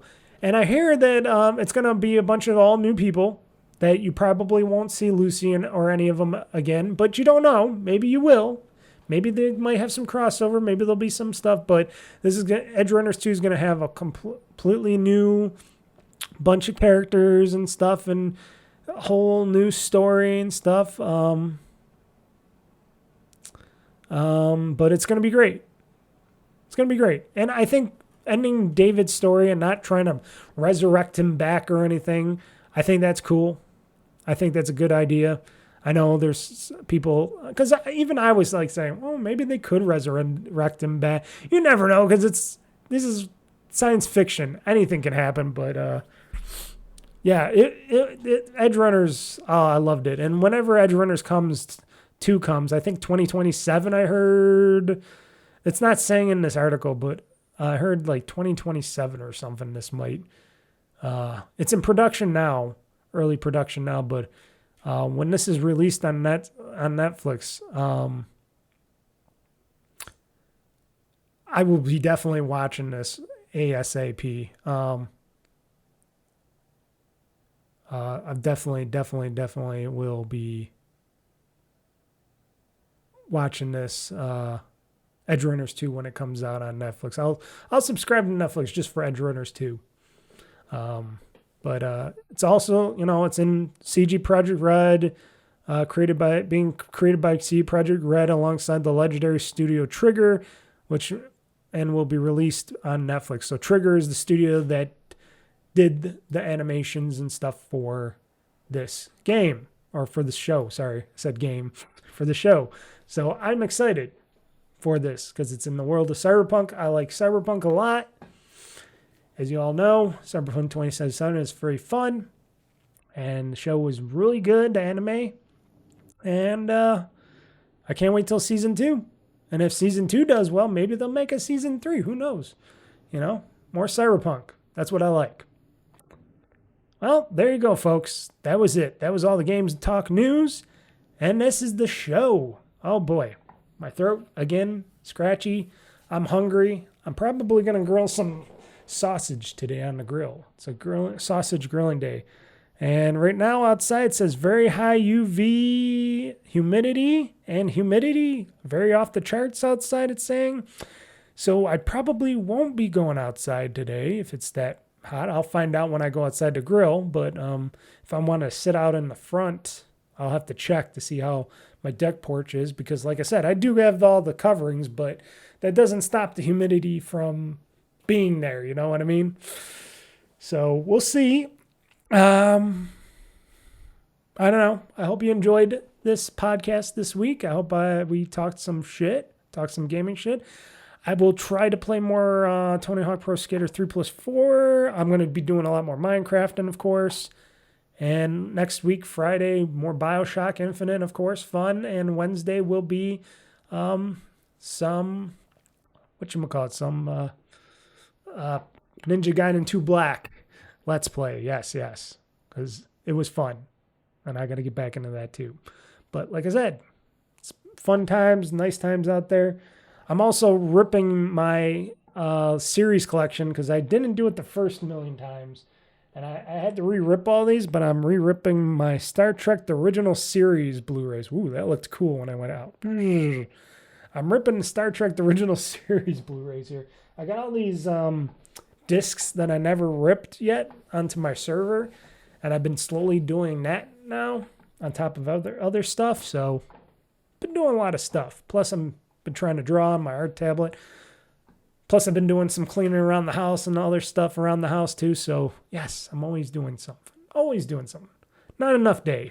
Anywho, thank you for joining me again. If you want to catch this podcast in its audio form or video form, you could go to either netflix.com/oldfreakygamer-2023 for the video version, or you could go to oldfreakygamer.com for the audio version. If you go to the Podbean link there that I got, the podcast, it goes to my Podbean link. You could subscribe to that for free and listen to it and download it to your podcast, major fun podcast app that you use on your phones or tablets or whatever. And yeah, got all my videos, got my hosted videos. Watch those. That's always fun. OldFreakyGamer.com is where it's at for gaming videos and podcasts and much more.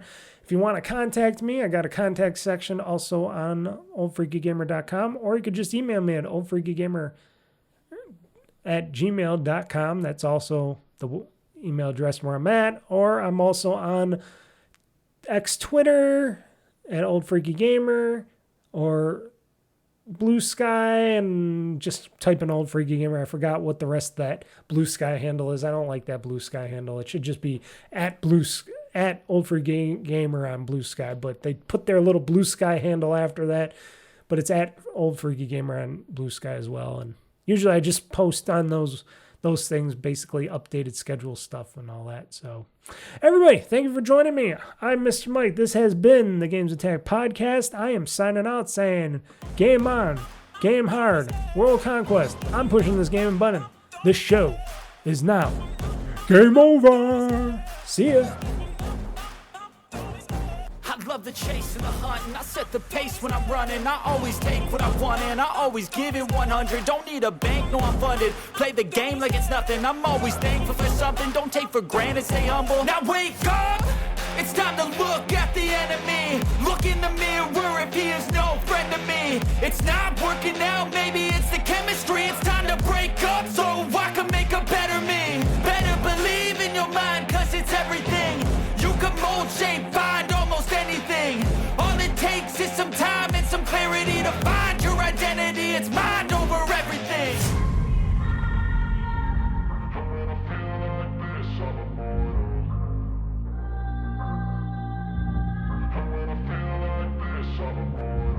And when I feel like this, I'm immortal. When I feel like this, I'm immortal. When I feel like this, I'm immortal. When I feel like this, I'm